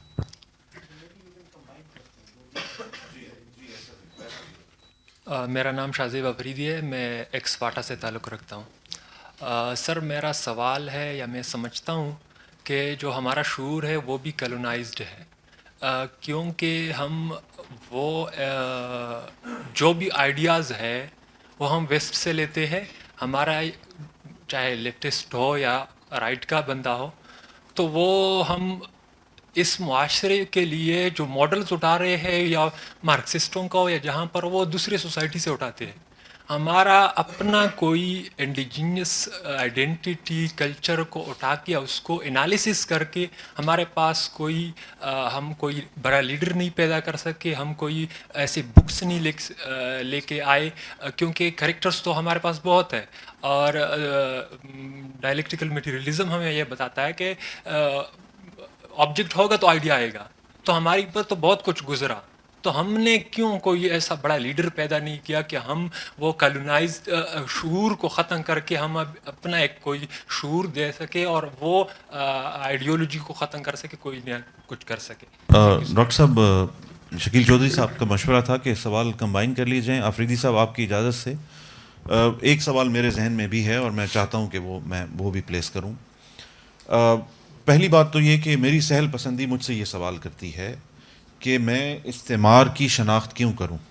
مجھے کتنے لوگ کالونائز کرنا چاہ رہے ہیں اور کن کن حوالوں سے کرنا چاہ رہے ہیں، اور میرے آس پاس جو ہجوم ہے، اگر میں اس میں سے مشخص کر بھی لوں کہ یہ طاقتیں مجھے ذہنی طور پر یا بیانیے کی سطح پر وغیرہ کالونائز کرنا چاہتی ہیں، مشخص کر لینے کے بعد کیا اس کی تفہیم سے میں جیسا کہ آپ نے خود فرمایا، اس کو ڈی کوڈ کرنا چاہتا ہوں کہ کس طرح کالونائز کیا جاتا ہے، تاکہ جب میں اس کو ڈی کوڈ کر لوں تو ایک ویسی ہی اور اسٹریٹجی میں لے آؤں جس میں اس سوال میں بھی اشارہ ہے کہ یہ کوئی انڈیجنس شخصیت جو ہمیں کالونائز کرے اپنے شعوری سطح پر یا اپنے نظریات کے ساتھ، جس کی میں ہمیشہ ایک یعنی بحیثیت انسان ہم یہ ضرورت سمجھتے ہیں کہ ہمارا کوئی نہ کوئی مشرب ہونا چاہیے.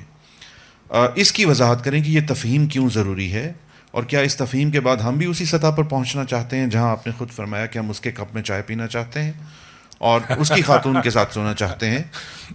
یہ تفہیم میرے لیے. پہلی بات تو یہ ہے آفریدی صاحب کہ یہ جو آپ کے سامنے ایک ڈاکیومنٹ ہے، یہ ہو سکتا ہے جو کلونیلزم پہ لکھنے والے جو بڑے لوگ ہیں ان کے نزدیک اس کوشش میں بہت نقص ہو، اور میں اس کو ایڈمٹ کرنے پہ تیار ہوں. ہو سکتا ہے بہت نقائص ہوں، فلسفیانہ کمزوریاں ہوں، کیونکہ قاضی صاحب نے اور زیغم نے اور شیرازی صاحب نے اور آپ میں سے بہت سے لوگوں نے سبالٹرن موومنٹس کی تحریریں پڑھی ہوں گی. آپ کو معلوم ہے وہ کتنی فلسفیانہ تھیں اور ان کا کیا حال ہوا بعد ازاں. اچھا، اس کوشش میں آپ یقین کیجئے گا کہ یہ پاکستان اسپیسیفک انالیسس ہے، اور اس میں جو مین ایمفسس یعنی مین تھیوریٹیکل فریم ورک ہے وہ ایک پاکستانی کا ہے، ڈاکٹر اختر احسن کا، جو میں نے استعمال کیا ہے. میں نے یہاں لاکان کو ریپلیس کیا ہے ود ڈاکٹر اختر احسن. تو پہلا تو گزارش یہ ہے کہ اس کو آپ انڈیجنس سمجھیے، تا وقت کہ آپ کو کچھ اور نظر نہ آ جائے تو میں حاضر ہوں اگر کوئی آپ اور اعتراض ہوا. جو آئیڈینٹیفیکیشن کا ہے نا سر، وہ یہ ہے کہ میرا مرض قابل تشخیص ہے یا نہیں ہے، یہ ایشو ہے. فرض کیجئے کہ کوشش کے بعد مجھے یہ پتہ چلتا ہے کہ میرے مرض کی تشخیص یہ ہے اور اس کا علاج کوئی نہیں ہے، فرض کیجئے، تو آپ پھر بھی اس سچویشن سے بہتر حالت میں ہوں گے کہ جہاں آپ کا مرض قابل تشخیص نہیں تھا. آپ جانتے ہیں کہ جب جیسے ہی آپ کو پتہ چلتا ہے کہ اصل میں تشخیص یہ ہے، آپ سکون میں آتے ہیں، آپ کے علاج کی ڈائریکشن طے ہو جاتی ہے. میں یہ کہہ رہا ہوں، میں نہ چائے پینا چاہ رہا ہوں. ہمارے پاس وہاں سے کچھ سوال. صفدر رشید، اردو ادب کا طالب علم ہوں. اچھا، تھوڑا سا مختلف سوال ہے آپ کی موجودگی سے فائدہ اٹھاتے ہوئے. مشرق اور مغرب اب جغرافیے کی سرحدوں کا نام نہیں رہ گیا ظاہر ہے اس طریقے سے. آپ کا ایکسپوجر 20-25 برس ہو گئے وہاں. کیا مغرب میں بھی ظاہر ہے وہی کیپٹلزم اور ملٹی نیشنلز اور سب کچھ، کہ وہاں کا جو عام آدمی ہے کیا وہ بھی بہت سی استعمار نہ کہیے، چلو ہم تو غلام ابن غلام ہوئے، تو وہ بھی تو غلامی کسی نہ کسی شکل میں ہے، اور کیا انہیں بھی یہ احساس ہے انڈیویجولزم کے نام پہ جو آزادی کا ہے، کہ کیا یہی انہیں زنجیروں میں جکڑا نہیں ہوا؟ وہاں بھی کوئی انٹیلیجنشیا میں اس استعمار کے خلاف کوئی ہے؟ میں آئرلینڈ میں رہتا ہوں سر. 2009 میں ایک fine morning when we got up we got to know کہ 180 بلین یورو سائز تھا اکانومی کا، آئرش اکانومی کا. اس 180 میں سے 150 بلین اڑ گیا ہے، غائب ہو گیا. کہاں گیا نہیں معلوم، کون لے گیا. آج کی تاریخ تک، میں 2009 کی بات کر رہا ہوں، آج کی تاریخ تک not a single person has been apprehended.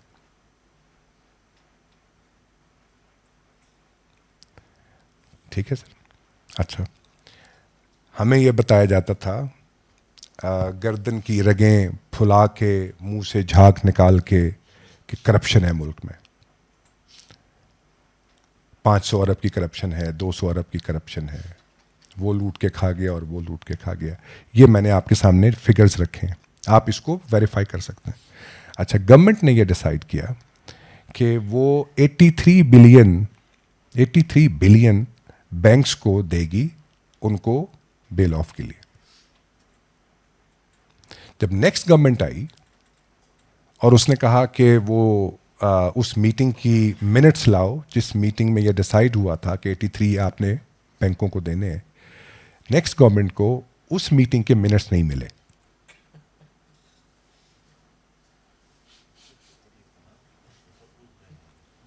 ٹھیک ہے سر,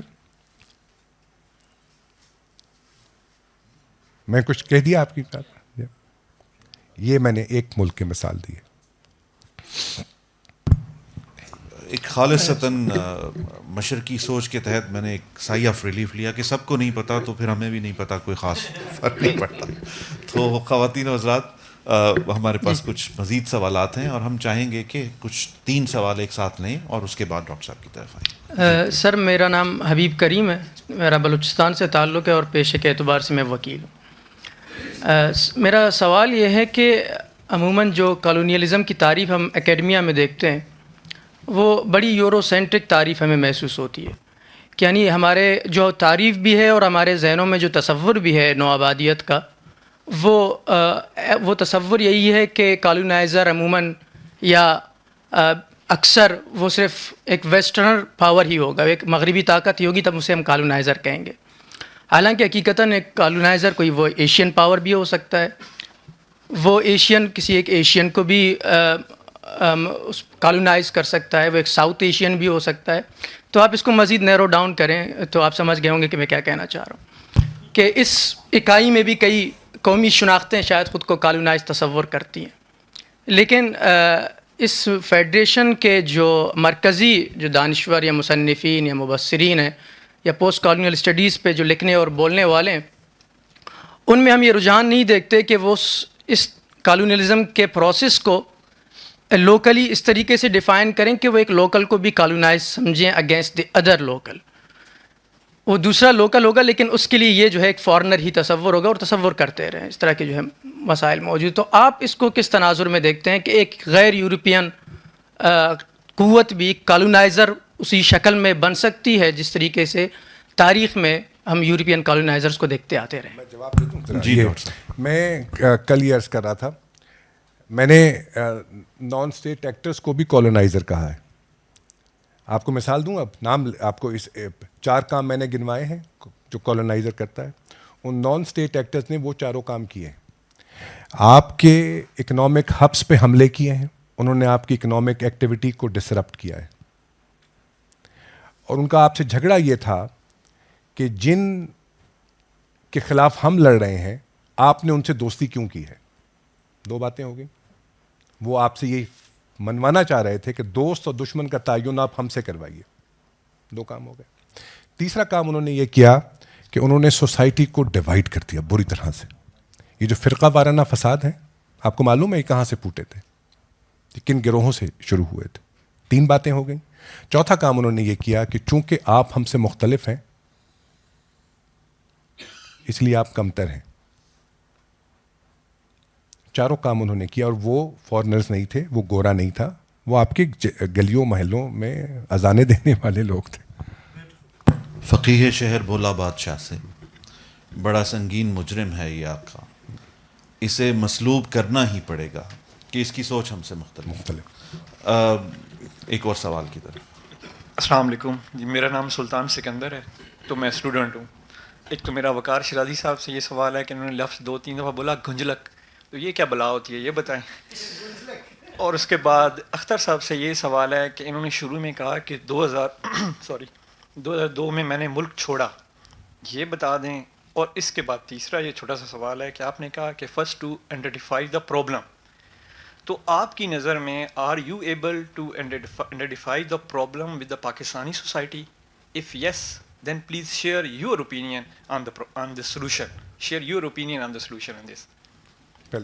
جی, میں عثمان قاضی صاحب سے جب سے ملا ہوں, یہ سر ایک تھوڑا سا تنقیدی ہو جائے گا, تو میں نے یہ جانا کہ آپ جتنے مرصع, مقفع اور اسی نوعیت کے مرجع ہوں اتنا آپ تھوڑا سا یعنی وزن دار دکھائی دیتے ہیں. تو اس سلسلے میں کچھ لفظ ایسے ہیں جو اب زبان پر ویسے ہی جاری ہو جاتے ہیں, جس طرح کہ ہمیں بہت سارے استعماریت کی تفہیم نہیں ہوتی اور ہم اس کا استعمال کرتے ہیں.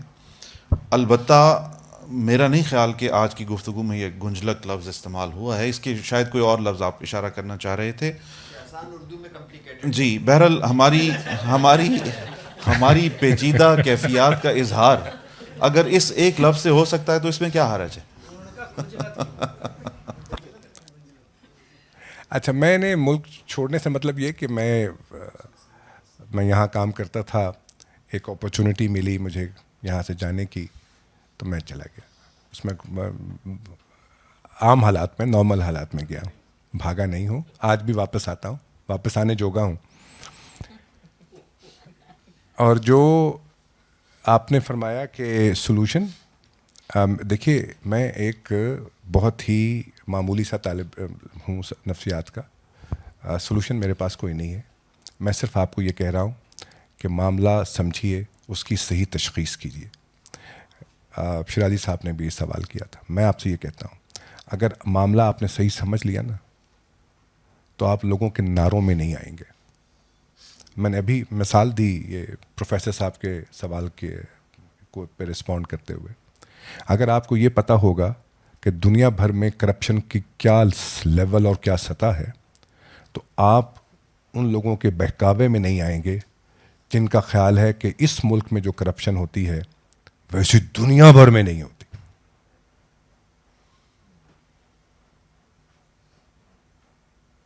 کم از کم آپ کو یہ تو پتہ چلے گا، آپ اس کو دیکھ پائیں گے. میں آپ سے ایک بات کہوں، ملک کا جو پاور سینٹر ہے نا، اس نے 3 باتیں ہمارے ذہن میں بٹھا دی ہیں. بیانیے کی بات ہو رہی تھی. بیانیہ اس کا ہوتا ہے جو طاقتور ہو.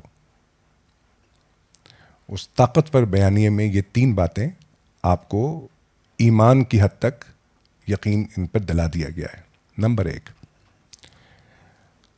پاکستان اسلام کے نام پہ بنا ہے اور یہ اسلام کے نام پر ہی قائم ہے، اور یہ اسلام کے نام پر قائم رہنے کے لیے بنا ہے. جب یہ بات ہمیں کہی جاتی ہے تو ہم یہ بھول جاتے ہیں کہ یہ ملک پہلے ٹوٹ چکا ہے. جو ملک اسلام کے نام پہ بنا تھا وہ ٹوٹ چکا ہے. نمبر 1. نمبر 2، اس لیے دوبارہ بنانا. نمبر 2، آپ کو سیکیورٹی کے اتنے پرابلمز ہیں کہ آپ کو ایک بہت ہی مضبوط فوج چاہیے. نمبر 3، سیاستدان اس ملک کی تباہی بربادی کے ذمہ دار ہیں. یہ غدار ہیں، نالائق ہیں، نااہل ہیں، کرپٹ ہیں. اب جب بھی سیاستدانوں پہ کرپشن کا الزام لگے تو ہو سکتا ہے وہ پاور سینٹر نہ لگا رہا ہو، مگر جو بھی لگائے گا اس پہ شک ضرور کیجیے. میں ایڈورڈ سعید کا ایک جملہ دہراتا ہوں. نہیں، یہ ایڈورڈ سعید کا جملہ نہیں ہے.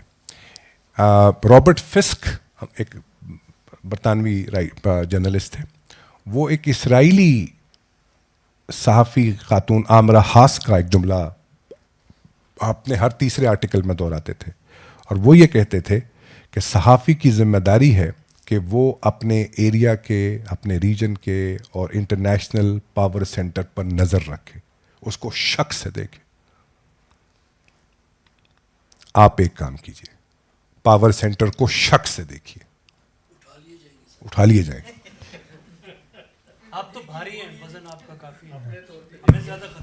خواتین و حضرات، اگلے سوال پر جانے سے پہلے میں آپ کو یہ بتا دوں کہ ماڈریٹر کا مصنف کی رائے سے متفق ہونا ضروری نہیں ہے. تو اگلے سوال. جی السلام علیکم. کافی ذکر ہوا خواتین و حضرات، تو میں نے کہا خاتون ہونے کے ناطے ایک سوال کر لوں کہ یہ کالونائزڈ سوسائٹی میں آپ نے بتایا کہ جو لوگ ہیں ان کی ایک نفسیات ہوتی ہے، تو کیا اس میں مرد اور خواتین جو ہیں ان کی کیا مختلف ہے؟ جو کالونائزڈ نیشن کی جو عورتیں ہیں ان کی نفسیات ان کالونائزڈ نیشن سے کیا مختلف ہیں؟ اس کو ذرا سا اس طرح سے دیکھیے. اس میں ایک آرٹیکل ہے اس بک میں. اس کو ایک تو مرد اور عورت کے تعلق کے پرسپیکٹو میں دیکھیے، پھر کمزور اور طاقتور کے پرسپیکٹو میں دیکھیے. اچھا، میں جب اس کو اکٹھا کرتا ہوں تو میں ایک چیز آپ کے سامنے رکھتا ہوں. اچھا, اس وقت بڑی بحث تھی ماہرین میں کہ کیا کبھی کوئی میٹریارکل سوسائٹی تھی یا نہیں تھی. یہ اینتھروپولوجسٹ بیٹھے ہوئے, زیغم صاحب آپ بھی بیٹھے ہوئے. اب یہ پری ہسٹوریکل ایج میں تھی یا نہیں تھی, آج ضرور ہے. کنٹمپریری. ملیشیا کا ایک ٹرائب ہے جو مسلمان ہے مگر وہ میٹریارکل ہے آج بھی. میں نے اس کا ریفرنس بھی دیا ہوا ہے. اچھا, اس کے بعد پیٹریارکی آ گئی. میں کلینکلی یہ دیکھتا ہوں, میں اسٹیمرنگ کی ٹریٹمنٹ کرتا تھا, لکنت کی. اب وہ اس کو ایک نیورولوجیکل ڈس آرڈر سمجھتے ہیں, لیکن جو آپ کی سائیکولوجیکل کنڈیشن ہے وہ اس پر اثر ڈالتی ہے. اگر مثال کے طور پہ میں اسٹیمرر ہوں اور مجھے یہاں کھڑے ہو کے بولنے کے لیے کہا جائے تو میری اسٹیمرنگ بڑھ جائے گی. جیسے جیسے جس سچویشن میں میری انگزائٹی بڑھے گی وہاں میری اسٹیمرنگ بڑھ جائے گی. عجیب بات آپ سے یہ عرض کرتا ہوں کہ میں, پہلی بات تو یہ کہ عورتوں میں اسٹیمرنگ بہت کم ہوتی ہے مردوں کی نسبت. ایک بات تو یہ, ایک مرد اسٹیمرر ایک ان نون خاتون سے جب ملے گا تو اس کی اسٹیمرنگ رائز کر جاتی ہے, لیکن ایک خاتون اسٹیمرر جب ایک ان نون مرد سے ملتی ہے تو اس کی اسٹیمرنگ رائز نہیں کرتی. ٹھیک ہے, یہ کلینکل ایویڈنس دیا ہے میں نے آپ کو. اس میں ثابت کے کہنا کیا چاہتا ہوں, مرد کے اندر عورت کے اراؤنڈ ایک خوف ہے. اب یہ میری تھیری ہے جس کو آپ چیلنج کر سکتے ہیں. میں یعنی جہاں فیکٹ ہے وہاں فیکٹ ہے, جہاں تھیری ہے وہاں تھیری ہے.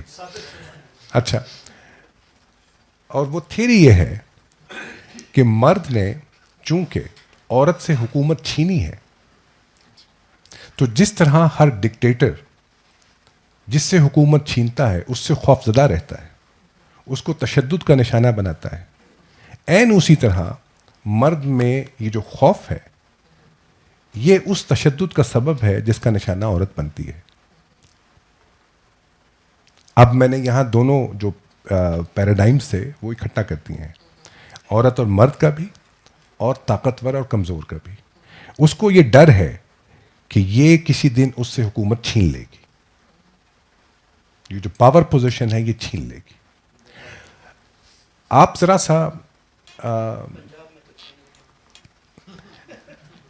سا ان یہ جو فقہی احکامات ہیں ان کا جائزہ لیجئے. اس میں آپ کو امپاورمنٹ کے, عورت کے لیے امپاورمنٹ کے کوئی سکوپ نہیں ملیں گے, کیونکہ یہ اس دور میں بنے ہیں کہ جب پیٹریارکی اپنے, میں نے گزارش کرتی.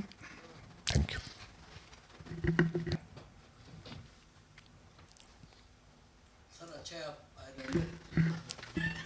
جی تعارف کرائیے اپنا. میرا خیال سے آخری سوال کر لیں چونکہ باقی لوگوں کو بھی, ڈاکٹر صاحب کو بھی پہنچنا ہے کہیں.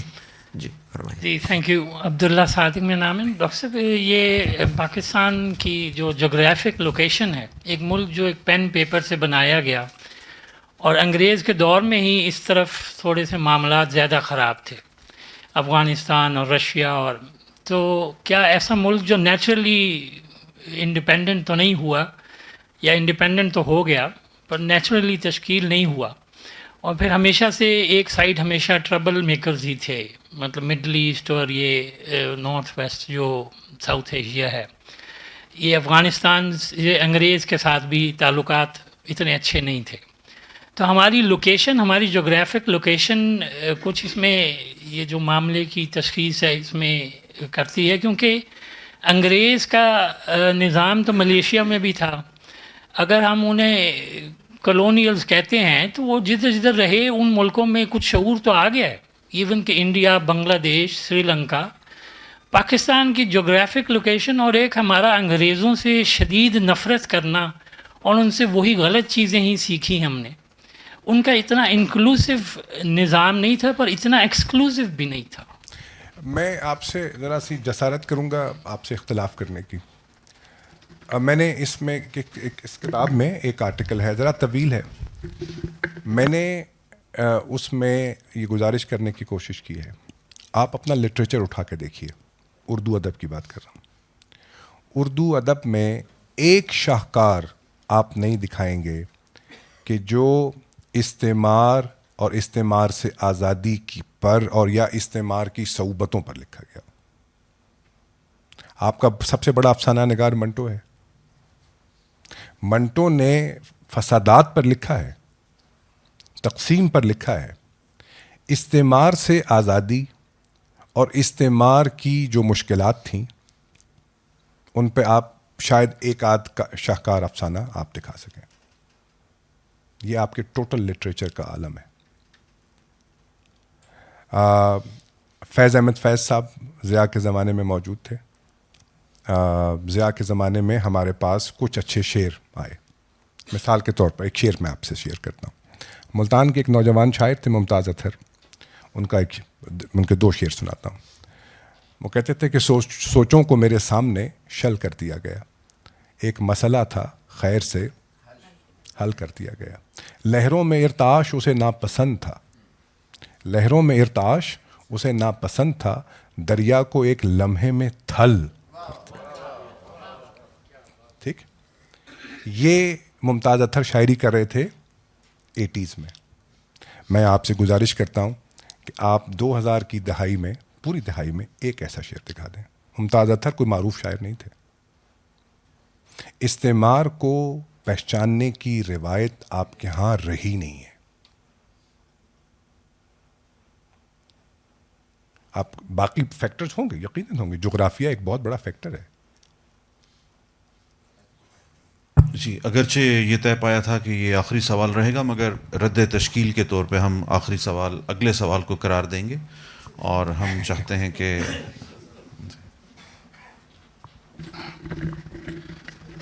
ڈاکٹر صاحب، سوال میرا یہ سر کہ استعمار کے حوالے سے آخر میں آپ نے کہا کہ کوئی اس طرح کا لٹریچر میں یا کوئی مثال نہیں ملتی. اسی کو آگے لے کے جاتے ہوئے سر سوال میرا یہ کہ پچھلے دنوں بلکہ آج کل کا جو دور چل رہا ہے، ہماری ایک سیاسی جماعت یہ الزام لگا رہی ہے کہ ان کے ساتھ بڑی زیادتیاں ہو رہی ہے، اور ان کے جو لوگ ہیں تو ان کے ساتھ تشدد ہو رہا ہے، بہت زیادہ ان کو اٹھایا جا رہا ہے، ان کی عورتوں کے ساتھ زیادتی ہو رہی ہے، ایک الزام لگایا جا رہا ہے سر. تو مجھے یاد آ گیا عورتوں کے کردار کے حوالے سے اور استعمار کے خلاف آپ نے کہا کہ کوئی اس طرح سے لکھا نہیں گیا. مجھے ایک پنچنگ لائن یا ایک سینٹنس یاد آ گئی سر اپنے علاقے کی. پتہ نہیں کیوں ہمیں صرف ANP کا کردار اس ڈسکشن میں نظر آیا، وہ جو آپ نے ایک ذکر کیا آنر کلنگ کا. باقی جو باچا خان کی تحریک تھی استعمار کے خلاف اور اس میں جو عورتوں کا کردار تھا، میں صرف ایک سینٹنس میں سر آپ کو بتانا چاہوں گا کہ ریسنٹلی یہ جو ویڈیوز آتی تھی جس طرح کے الزامات لگتے تھے، تو ہمارا علاقہ ہے سر کالو خان ثوابی کا، وہاں ابھی بھی وہ بندہ جو ہے وہ ایک ANP کا وہ سٹنگ وہ ہے پریزیڈنٹ ہے سر اپنے علاقے کا. تو اس کے دادا کو انگریز استعمار جب تھا وہ بھی یہی طریقہ کرتے تھے. انگریز استعمار نے اس طرح کیا کہ اس کے دادا کو نیکٹ ننگا کر کے اس کے گاؤں میں لے گئے تاکہ ان کی بے عزتی ہو. تو آگے سے سارے گاؤں والے ظاہر بات ہے سر، تو اس کی جو ماں تھی، یہ قصہ وہاں کے ANP کے لوکل بندے نے سنایا کہ اس کی جو ماں تھی اس نے دروازے میں کھڑے ہو کے اس انگریز کارندوں کو کہا اور جو اس کے ساتھ یہاں کے گماشتے تھے کہ مجھے کیوں دکھاتے ہو اس کو نیکڈ، یہ تو میرا بیٹا ہے، میں تو ساری عمر اس کو ننگا دیکھتی رہی ہوں، جا کے لے جاؤ اپنی بیویوں کو دکھا دو. ایک طرح سے اس نے اس کو تانا دیا ہے. تو سر ہماری جو عورتوں کا کردار رہے باچا خان کی تحریک کی وجہ سے استعمار کے خلاف اور مردوں کا بھی، تو میں یہ کہنا یہ چاہ رہا تھا سر کہ ایک تاریخی کردار رہا بھی ہے اور اس کی اویئرنیس بھی تھی کہ یہ استعمار ہے. اور ابھی تک جس طرح سے سر لوگوں کو ٹریٹ کیا جا رہا ہے، حالانکہ میں اس سیاسی جماعت سے تعلق نہیں رکھتا، تو کیا وہی نفسیات استعمار کی ابھی بھی جو انگریز کے دور میں تھی کہ اپنے مخالفین کو بے عزت کرو، ان پہ تشدد کرو؟ یہ کیا وجہ ہے سر؟ دیکھیے، یہ تو میں نے اس پہ عرض کیا کہ ایک چیز جو ذکر نہیں ہوا اس گفتگو میں، ہم نے کالونائز کی بات بھی کی، ہم نے کالونائزر کی بات بھی کی، ہم نے کولیبریٹرز کی بات نہیں کی. وہ ذکر رہ گیا. اور مجھے کرنا چاہیے تھا, معافی چاہتا ہوں. کہیں بھی کالونائزیشن پاسبل نہیں ہے وداؤٹ کولیبریٹرز. ایون جب کالونائزر باہر سے آتا تھا تو کولیبریٹر انسائڈر ہوتا تھا. ٹھیک ہے, یہ تو طے ہے. اچھا, یہ ویسا ہی ہے کہ بادشاہ کے دسترخوان پہ علماء کا ایک گروہ آج بیٹھا ہوا ہے, وہ خانے نمک سے سرفراز ہو رہا ہے, اور ایک گروہ باہر انتظار میں ہے کہ یہ گروہ نکلے تو میں آؤں. یہ کولیبریٹرز ہیں. یہ وہ لوگ تھے کہ جو بادشاہ کے حق میں انتہائی نامناسب, مجھے بہت سخت ناپسند ہے یہ لفظ, وہ بیانیہ ترتیب دیتے تھے, وہ عوام کی رائے کو ہموار کرتے تھے. یہ کولیبریٹرز ہیں. میں نے اس میں 4 طرح کے کولیبریٹرز آئیڈینٹیفائی کیے ہیں. اچھا, ایک کولیبریٹر جو آج دسترخوان پہ بیٹھا ہے وہ آج سے 3-4 سال پہلے اس پوزیشن میں تھا جہاں پہ وہ کولیبریٹر ہے جو آج جیل میں بیٹھا ہے. اچھا, ہر کسی کے ساتھ ایک لافل لیگل ٹریٹمنٹ ہونا چاہیے. جہاں بھی انلیگل ٹریٹمنٹ ہوگا اس کو آپ کو کنڈیم کرنا چاہیے ریگارڈلیس, کیونکہ وہ اس ملک کے شہری ہے. آپ کو ایک آنیسٹ پوزیشن لینی چاہیے, چاہے اس کو آپ پسند کرتے ہیں یا نہیں کرتے, لیکن آپ کو اس کا ماضی نہیں بھولنا چاہیے. آپ کو اس کا مستقبل بھی دیکھنا چاہیے کہ وہ مستقبل میں وہاں بیٹھا ہوگا جہاں آج کا کولیبریٹر بیٹھا ہے, اور اس کی ساری اسٹرگل کا محور بھی وہی دسترخوان ہے. آنکھیں کھول کے دیکھیے سر. جو میں نے ابھی اشارتاً ایک بات کی ہے, میں پھر دوبارہ دہرا دیتا ہوں. ہمارے بہت سے بہت بڑے بڑے سیاستدانوں سے جو غلطی ہوئی ہے وہ لوکل کالونائزر کو پہچاننے میں غلطی ہوئی. انہوں نے اپنے سیاسی مخالفین کو نیچا دکھانے کے لیے لوکل کالونائزرز کے ساتھ ہاتھ ملایا ہے, جو ہماری تاریخ کا حصہ ہے.